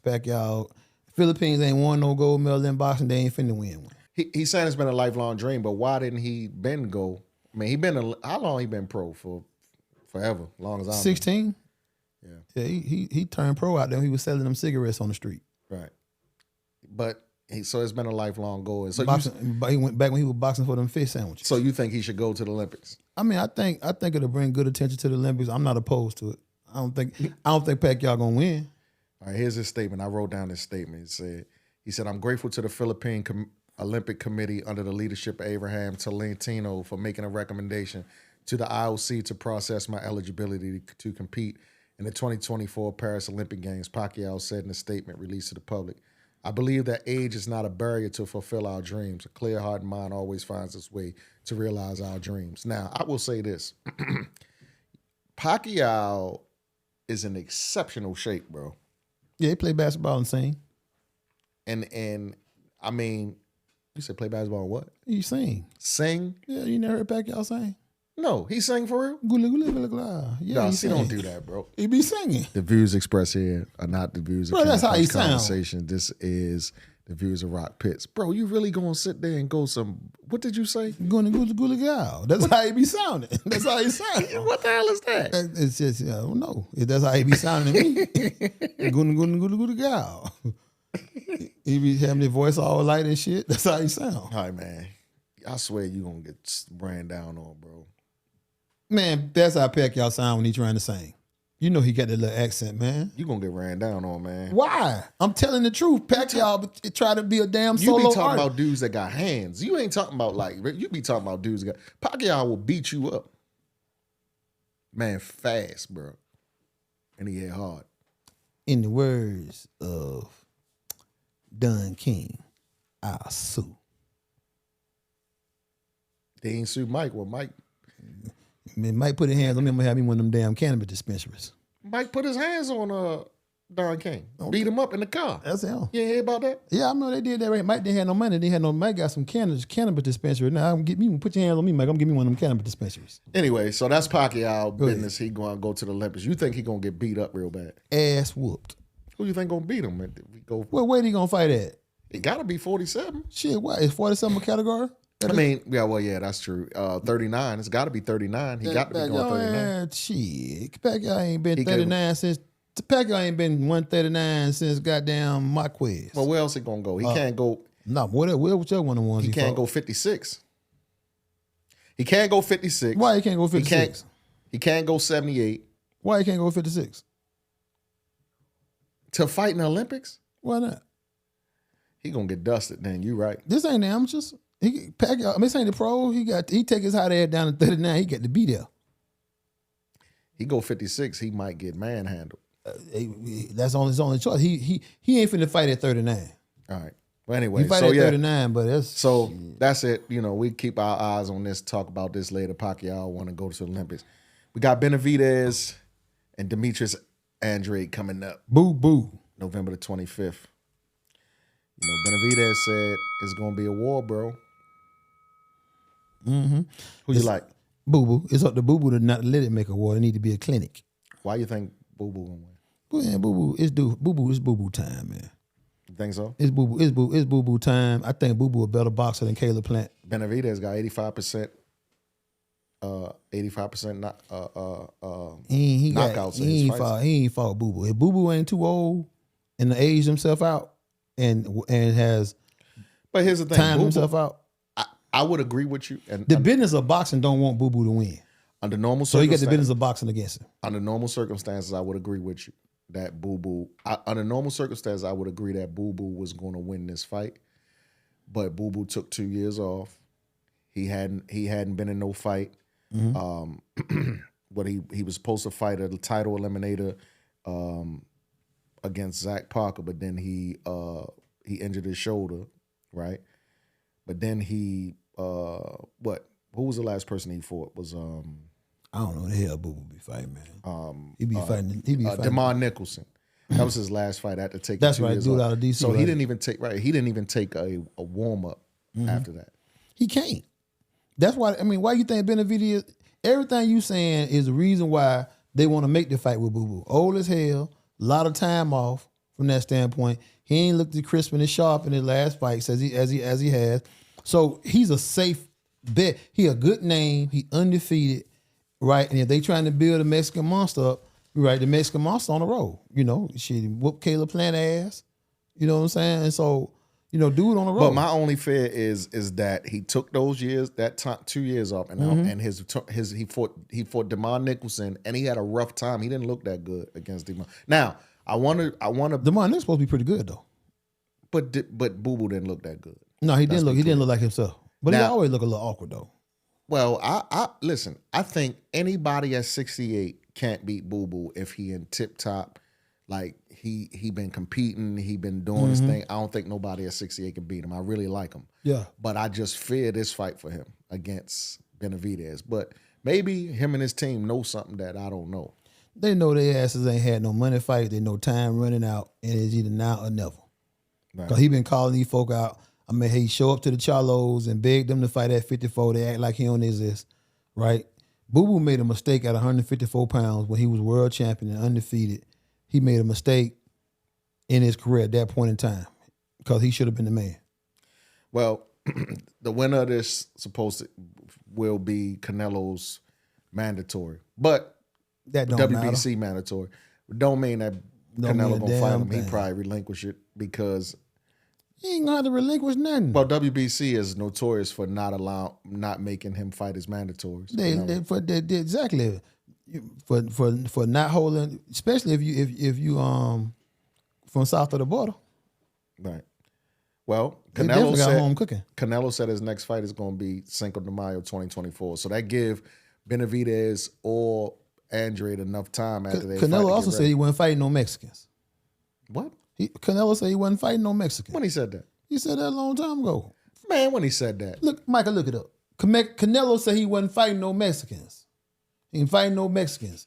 Now, technically, Okay, put that in technically, put that in perspective. what 'cause part that- of no fight, no Mexican do he that? said, okay, so he said, Now, I'm not- and if I do believe, and if I didn't need any Mexicans, that's what he said. he said, I'm not fighting Canelo any Alvarez Mexicans. said he wasn't fighting no Mexicans. He wasn't fighting no more his countrymen. Now, Benavidez is not his countrymen. That's a good question. Why do Mexican Americans, why y'all don't consider yourself Americans as opposed to Mexican Americans? I don't understand that. I do understand it. I'm just asking the question. I know the answer though. But that's true though. So the question is, do he consider Benavidez as his countryman? But he said he wasn't fighting. Canelo Alvarez said he was not fighting any Mexicans. He got criticized for saying that by the Mexican greats now. Okay, let me They think. criticize him. Has he fought any Mexicans? Shit, not in a long time. So you telling me that Benavidez become his mandatory, he's not going to fight him because of that? 'Cause Canelo Alvarez fight Mr. Chalice and fight old ass black fighters. That's who he fight. What about Charlo? He make their ass come up 20 pounds. He gonna have some type of advantage in the fight. The last time Canelo Alvarez did not have an advantage in a fight, he was fighting a black fighter was fighting Floyd. All right. And then he fought Bivol up at 175 at a non-advantage fight. Now, he won't fight Bivol in a rematch and let Bivol come down to 68 when Bivol is the champ and beat his ass at 75. And Bivol will still beat him at 68. But and Canelo is not jumping to try to get in the ring and fight Bivol at 168 pounds. Canelo Alvarez is not going. Canelo Alvarez does not. He don't take. I ain't even gonna say calculated risk. He don't take no risk at all. Benavidez and Andrade. Go ahead, Who you like Andrade? boo boo. So you think he gonna win? Yes, Predict the round. I ain't got no round. It's going 12. I don't think he gonna beat him. Boo boo ain't finna knock him out now. See, Mr. Chatley, that's USA Today right there. Is that a credible source for Sheik Brownell, ladies and gentlemen? USA Today. USA Today. Kel, yeah, you're right. Now, I didn't see it on USA Today. I saw it on one of the blog sites that you criticize. Okay, well, if he said that and if he mean that, then Benavidez ain't got nothing coming. No, hell no. He not getting nothing, and they not finna.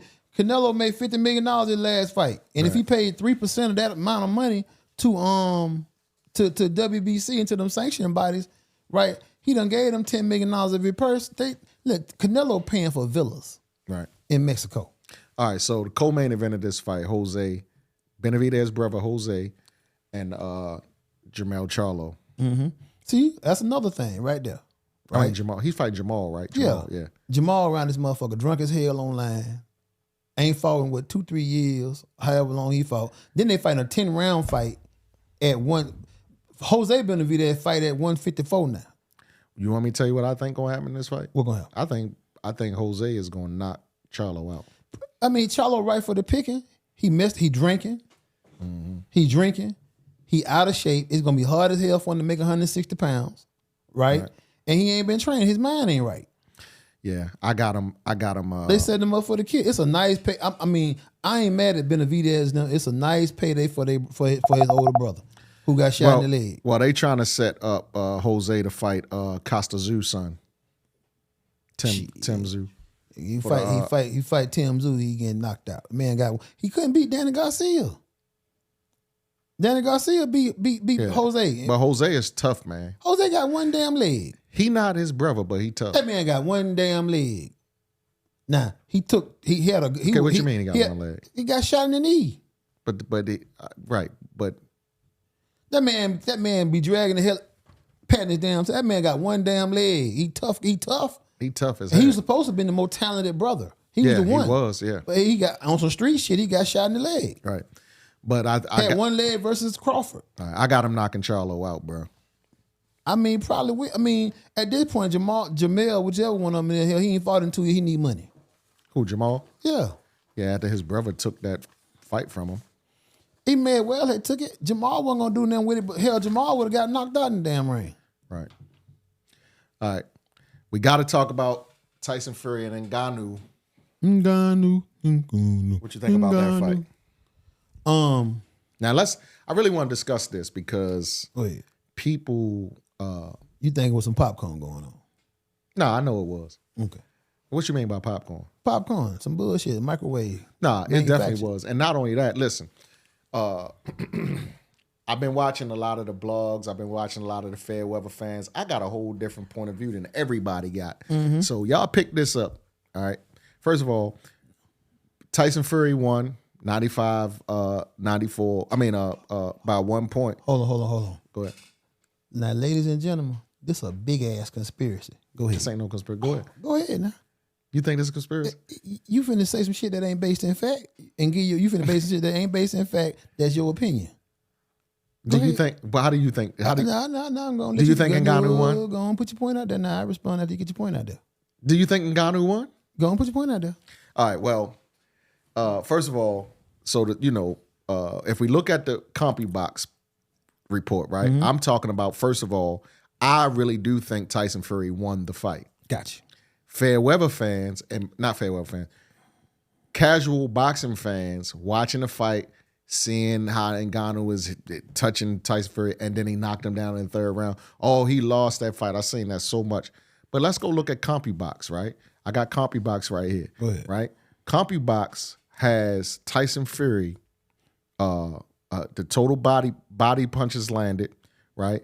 They got him at 31.8% of his body punches landing versus Ngannou at 25%, right? Okay. Same thing with total jabs. 28% for Tyson Fury, 19% for Ngannou jabs, right? Gotcha. Power punches, 37% for Fury, 31% for Ngannou, right? So CompuBox got Tyson Fury landing the more punches, the more power punches, the more jabs, the more total punches landed. He landed a total of 71 punches out of 223 thrown, and Ngannou landed 59 out of 231 punches thrown. So what are we talking about here? We talking about how he looked. I mean, if we are really being technical, we looking at punches landed and quality blows landed and thrown. Tyson Fury won the fight. What are we talking about? Read a book long time ago, How to Lie with Statistics. Oh, now that you gonna tell me about? I got a conspiracy. I read a book, How to Lie with Statistics. So the statistics lying. They can. Let me say that. But I'm asking you. All the statistics I don't lying. like Tyson Fury, so I'm biased. All the statistics lying. Don't be biased. Be you media. Report the facts.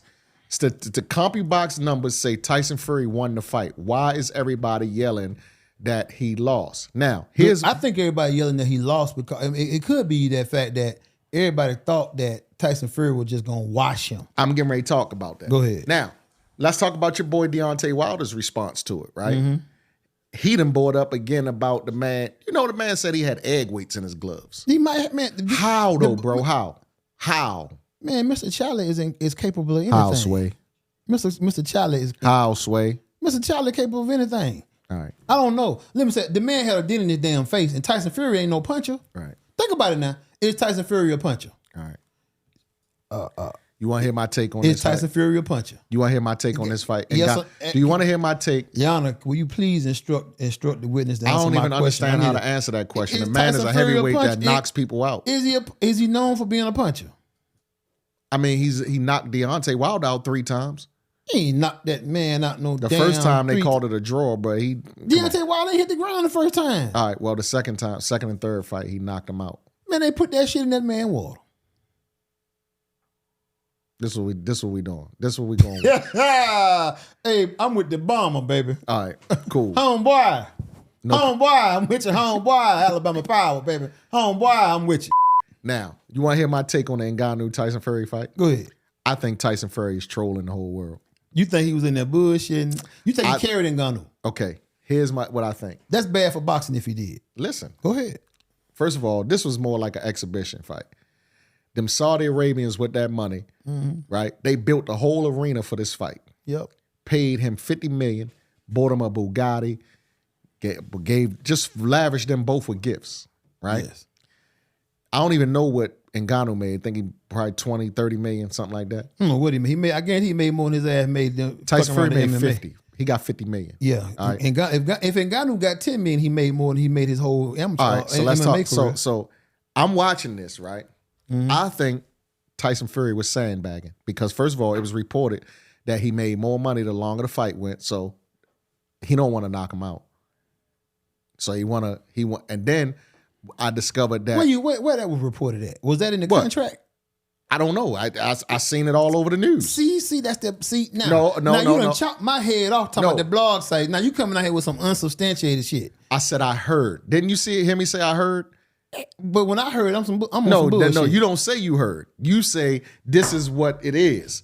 I'm saying I heard. Well, okay. All right, but listen. So I heard that he got 50 million. I heard that the longer the fight went on, that he got paid more. I seen it reported that Ngannou and Tyson Fury are friends, right? Because you see how nice and friendly they was to each other the whole time. Man, that is some Nigerian shit. They friend with everybody. Okay, cool. No problem. So, in the business of boxing, if you got a friend and you can fight him you can help your friend get some money, you better go ahead and take that fight. That's what Mike Tyson say. That's what everybody. I mean, If your friend fight him, so he help him get some money. Yeah, I get that. Right. So, man, listen, bro. I can fight.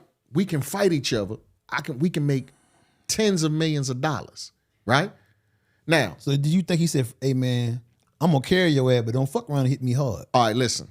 That what you think Francis Ngannou said? He said to Ngannou. This is what you think? I think this is what I believe. Okay. From watching Tyson Fury, he don't fight like he fought this fight. Now, he don't fight like he fought this fight, and he said he trained for 12 weeks. His weight was 270. Listen what I said. Listen what I said. He said he trained for 12 weeks. You trained for 12 weeks to fight like that? I think he's sandbagging for Usyk. Even Usyk, when he got in the ring, he wasn't buying it. He said, man, yeah, whatever. He wasn't buying that Tyson Fury was. I think Tyson Fury trolling the whole world. He don't care what y'all think about him. He don't care that y'all think he lost and all that kind of stuff. He did just enough to get the win. He's going to be... And the Usyk fight is postponed, though. Huh? The Usyk fight has been postponed. Till February. February. Because he got a cut. Right. So till February. So he got till February. He's not going to fight Usyk like that, bro. Mm-hmm. He didn't take no angles like he normally take. He didn't he didn't stay long the way he normally stay. He didn't box that man like he normally boxes. He protected himself more so and then just threw shots here and there to get to win on CompuBox. Okay. That's what I believe. Gotcha. The whole world think that I'm crazy, but that's what I believe. I think Tyson Fury is trolling the whole world. You think he carried? I think he carried that man 12 or 10. How many rounds did they fight? 10 rounds. I think he carried that man so his friend could look good, his friend can get money, and that he can become a star. Everybody on the planet now is saying Ngannou is a star. Ngannou was already a star. No, listen what I'm saying. They saying he's a star in boxing. I heard a blog the other day say bring him up to the top. Bring him up to be a top contender for a heavyweight title. The WBC said they were going to rank him in the top 10. Exactly. So that's his homeboy looking out. Helped him get in the game. That's what I think. Tyson Fury didn't fight like he fought. I'm telling everybody in the world, believe it or not believe it, he didn't fight the way that he fight. That man is trolling the whole world. And you're going to see it. You're going to see a totally different dude against Usyk. Tyson Fury is akin to Nathan Bedford Forrest. I don't think he's friend with Ngannou at all. Whether they friends or not, it's something going on. I guarantee you he don't fight my man like that, Usyk. Totally different fight. It's going to be a totally different fight. Different style, too. But the man got hit upside his head. So you think he went down? You think he took a dive and went down on purpose? No, I think he went down. I think it was legitimate. He got clipped? Yeah, I think he got hit in the back of the head, though. No, got hit in the side of the head. Or the side of the head. Yeah. Right. It was a legal blow. I don't know if it was a legal blow. Yeah, you hit your ass upside your head, it's a legal blow. I don't think it wasn't a rabbit punch. I tell you what, mark my words, he trolling y'all. He doing some Andy Kaufman type stuff. All I want to see is Tyson Fury in the ring with the Brian Bomber, and I want the Brian Bomber to stretch him out. To be honest, I think Deontay will beat him now. Different fighting style. Deontay done turned into a monster.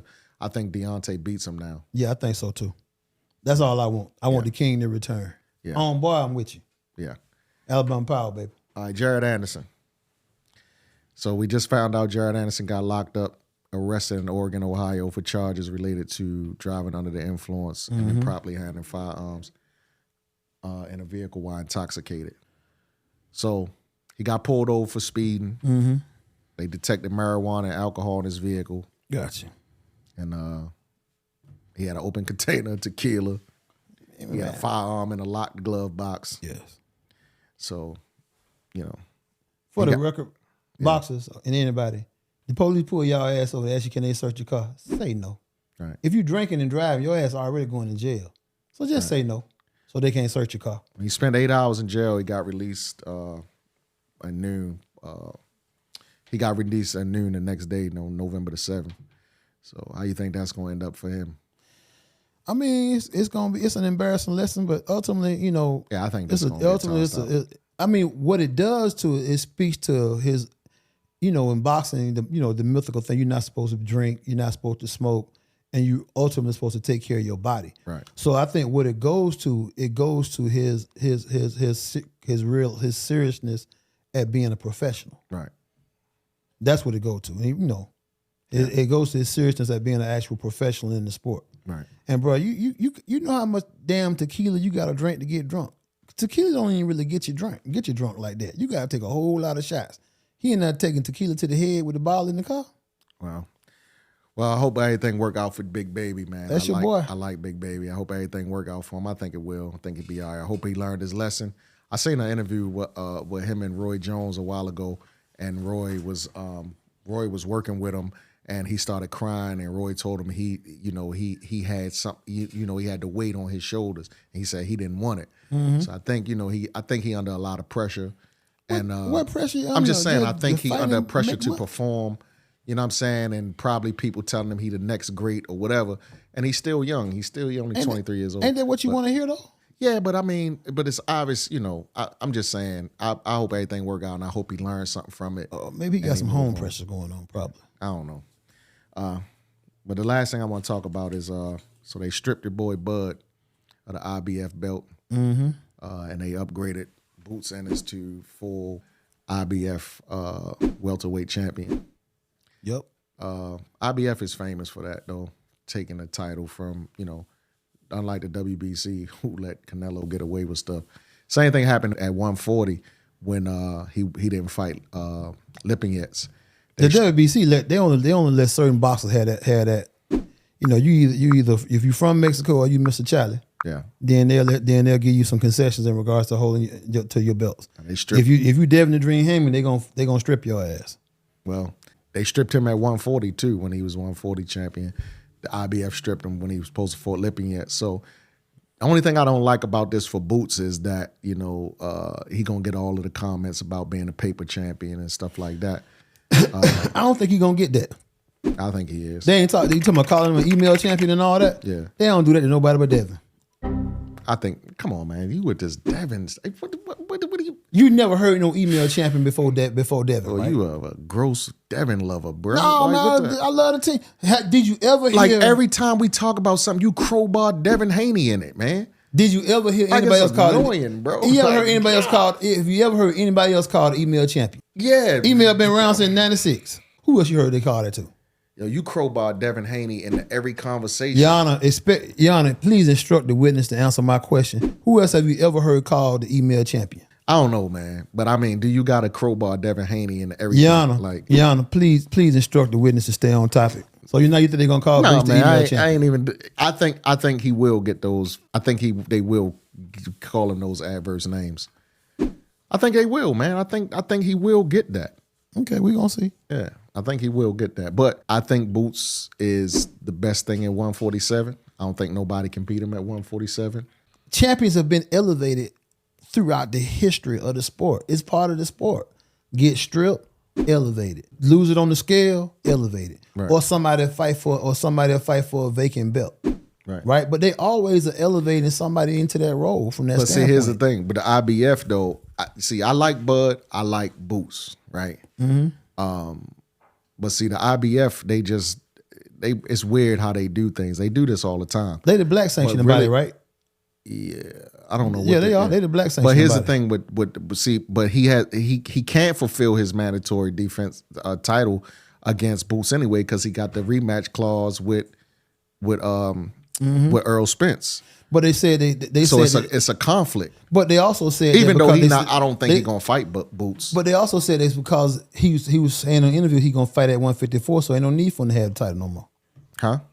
Bud was saying he gonna fight at 154. Right. But here's the other thing too. Bud does not generate money. Well, what's her name said that?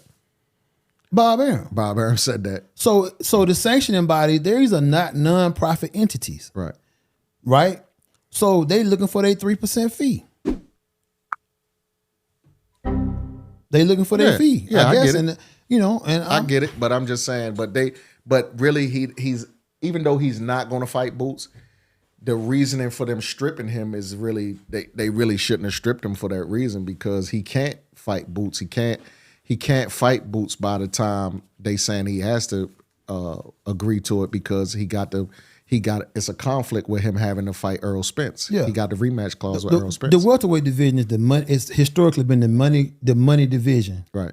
Right. The make money division in boxing. Right. Way back to Sugar Ray Leonard days. Right. Right. And so, but if you look at it right now, when they strip Bud or he drop all them belts, right, it's wide open. And Boots, I mean, I love Boots, but man, Boots gonna have a hard time making some money. Just is. You think so? You make money in the fighting, right? Who you gonna fight for some money at 47 right now? Yeah, I guess you're right. You might be right. But, well, we'll see what happens from here. We'll see. I'm sure he's going up to 54. I'm sure he's, he wanted to secure his legacy of securing all the belts at 54. So he'll go up there. I'm sure he'll beat Charlo if he get that fight. I'm sure he'll beat Charlo. You sure he gonna beat Charlo? Bud.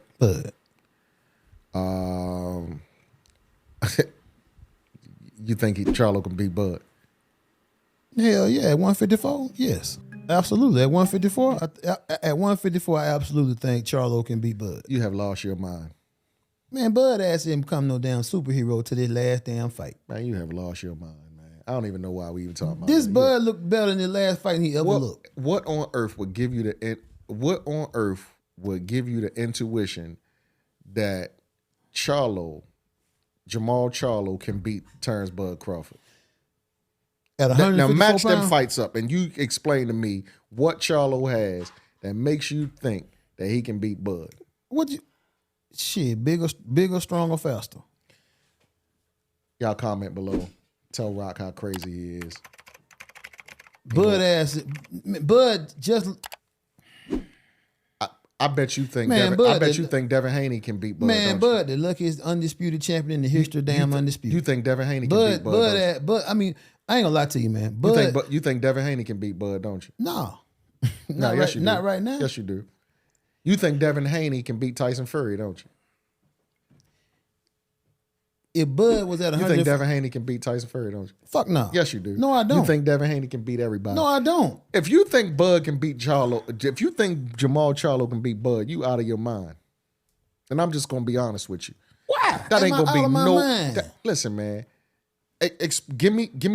Show me how them styles equate to each other. Where you say Bud You tell me why you think Bud can beat Charlo. Because you so adamant. Okay, I'll tell you why. I'll tell you why straight off the rip. Tell me why. Charlo can't stand no type of pressure at all. Bud ain't no pressure fighter. Bud is a... Oh Bud my God! How you gonna say, man? Charlo, Let me finish. He just knocked the last person out on the road. Wait a minute. Bud will not be. I mean, Charlo will not be able to stand Bud's. First of all, Bud has great range. His IQ is through the roof. He can see things before they even he can see things unfolding right there, right? So he can either step inside with you and bang with you in the pocket, or he can fight you long range and beat you from there. He got a knack of punching between punches. Take his ass up to 168 with Canelo. Canelo gonna knock Bud ass out. We ain't talking about 68. At 154 pounds, you say Charlo. Charlo at 154 pounds is an excellent boxer. He excellent. And as far as you say can't stand pressure, Charlo fights with his back against the ropes. He does that. He knocked the last opponent out. What he do with Canelo? Shit, did the same thing. What he do with Canelo? Hell, he made it through the fight and got paid. I guess he didn't do nothing. Exactly. Canelo hit that. Canelo got the same money he got for everything. I'm thinking that he did that. I don't know how much money he got. He got 1.2 million. That's insane. I don't know. I know he got more than that. I him pay better than that. Okay, so Bud is way bigger of a monster than Canelo, bro. Don't get caught up in the Canelo hype. Man. Bud is a monster. Bud will pick Charlo apart like a vulture. I don't believe that shit. Counterpunch Conversation audience. Listen, Sean Porter would have picked Charlo apart. Sean Porter got his ass knocked out fucking around at 54. Man, 5'5". All right, y'all. Charlo 6 feet tall. Comment below. Tell Rock how crazy he is. They gonna give you the business, bro. They gonna give you the business. Y'all don't want this smoke. They gonna give you the business. Like, Giving me the business. Y'all don't want this smoke, they though. gonna give you the business. Like, I like how you trying to gaslight they hot asses, too. You be trying to get y'all ass in some... Y'all can't mess with me. they gonna give you the business. Counterpunch Conversation I want you to go home. Y'all don't want this smoke. I want you to go home and I want you to analyze those two boxes and tell me again that you think Charlo can beat Bud. I don't watch a lot of Bud fights, man. Bud, the best I seen Bud look was against Earl. All right, and I'm still in disbelief. Shout out to Terrence Crawford. Shout out to Boots Ennis. Bud great fight. I just don't think he can beat. I just don't think he can beat Charlo like that. Not at 154. Bud gonna go. Charlo may have stayed away too long too. Bud got a neck of shit like that. Bud gonna lock 54 down, and that's gonna be that. You gonna see? You know, I would like to see him fight Boots because if anybody could beat him, I say it was Boots. We're gonna see. But anyway, all right, amateur highlight. Got to talk about these amateurs. Got amateurs out there that's doing their thing. Always. Amateur highlight today is 13-time national champion Emmanuel Chance. Kid is cold, man. You know, can't say enough about him. You know, next Pernell Whitaker. Why you think he Pernell Whitaker? Southpaw. They about the same height. Why can't he be the next Manny Chance? The first Manny Chance. Right. I agree with that. Yeah, I mean, you know, he's Shakur Stevenson protege. He worked closely with Shakur. Shakur been working with him, been doing his thing with Shakur. But you know, think about Manny. I to be honest, man, I'm sure he's probably lost a couple, but I've never seen him lose since the Pee-wees, and he's youth. He's just going in his second year youth. I haven't seen him lose since Pee-wee division. So since 8, 9 years old, you know, I haven't seen him lose. Have he lost, Sarah? No, I don't think so. No tournaments since then? He won all the tournaments he been in? I think he won every tournament. Yeah. 13-time national champ. He just he was on the youth team with Sarah this year. They went to Germany. And at the 2023 Bradenburg Cup in Germany, he dominated his first fight by winning by a first-round stoppage, literally in seconds. Just demolished the boy. But then he got sick, and they pulled him from the competition. The doctor pulled him.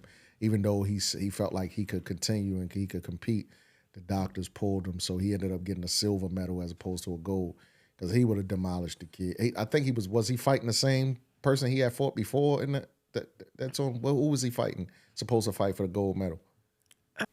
It was a double elimination tournament, so I think he was supposed to fight somebody that had already lost. So he was fighting somebody that had already lost. So it was going to be ugly anyway. Ugly. He would have got a gold medal. So he would have undoubtedly came home. So with the title. So he's moving up. He's going to nationals. Nationals in December. He's moving up to 119 from 112. He's been fighting at 112. So he's moving up to 119. It's a pretty decent bracket, but you got to look at Manny and say, I mean, if you in that 119 bracket, you got to be like, man, can we really win this thing? Even though it's some real good, tough competition at 119. Yeah, you got your boy Covington. Covington moving up. He's still at 19. Now Covington, Moving to 125. yeah, he's moving up to 125. But you got some stiff competition there. You got quite a few people in that bracket, but you got to look at that bracket and say, man, I think Manny gonna win this bracket. He's down. He's been in Vegas for a while, training with Shakur. He's been in Shakur's training camp, so Manny's down there with him. Been getting that good work. So, yeah, Emmanuel Chance. If you don't know him, look him up. Go to his Instagram at Manny Chance, MANNIE Chance, CHANCE. Go check him out. Go watch what he's doing. Kid is awesome, man. He's gonna be one of the top level pros, I'm sure, in the next few years when he decides to go pro. Shout out Manny Chance. Shout out to his whole team over there, and his father, Roger, and everybody else, and Shakur and all of them. What is that? Boba Shanti? What is that name is? Yeah, Roger Chance, Bobo Shanti. Boba Shanti. Yeah. Gotcha. Man. They out of Newark. Yeah, they out of Newark, out of East Orange, out of East Orange, New Jersey. East Orange, New Jersey. Yeah. All right, Rock. Man, action-packed full episode today, huh? Great show. Yeah. We talked about a lot of stuff was in the news. We got to start doing some live stuff, man, so we can get some of this stuff out before we shoot these episodes, because we had stuff like Bud Crawford and getting stripped come up. We got the Jared Anderson thing came up. So we got a lot of stuff that come up that we got to talk about. On the spot? Because on the spot before we have to talk about it on the show. So we probably need to explore that. Tell us what y'all think. Should we start going live sometimes, do some live shows? We might have to do that because we have to address these things as they happen sometimes. In real time, yeah. But anyway, great episode. We want to thank our guest today, 2024 Olympian, Jahmal Harvey. Congratulations to him again and his team for punching his ticket to Paris. Looking forward to great things from him. If anybody can give us a gold medal in the men's division, is Jahmal. So looking forward to. I'm gonna be rooting for him to get a gold medal in Paris. So we want to thank him for coming through and talking with us. So many things that we talked about today. We appreciate, all the support that we've been getting. Remember, y'all, like and subscribe so we can continue to bring good content. Shout out to, our sponsors and all that type of stuff. Shout out to my boy Keyshawn at ATL Basement Studios. Follow him at ATL Basement Studios on Instagram. And what else, man? What else we got to talk about? Nothing? Hey, shout out to Up and Smoke Mike Tyson, baby. We love you. Come on the show, Mike. We love to have you. Somebody get this to Mike. I should have told Freeway, get it to Mike. Get this to Mike. Come on the show, Mike. Talk to us. When you come, just make sure if you don't smack Rock, least scare the bejesus out of him. Because he talk about you crazy, man. So if you don't pop him, don't hit him, Mike. Just talk crazy to him. Scare him a little bit. Anyway, thank y'all for joining in. Until next time, Rock, my brother. See y'all next time on Counterpunch Conversations. Peace. Sucks. Thanks for hanging out with us today on Counterpunch Conversations. Tell us what you thought in the comments below. And don't forget to use our hashtag, Counterpunch Conversations, so we can join in the conversation with you. And if you're new here,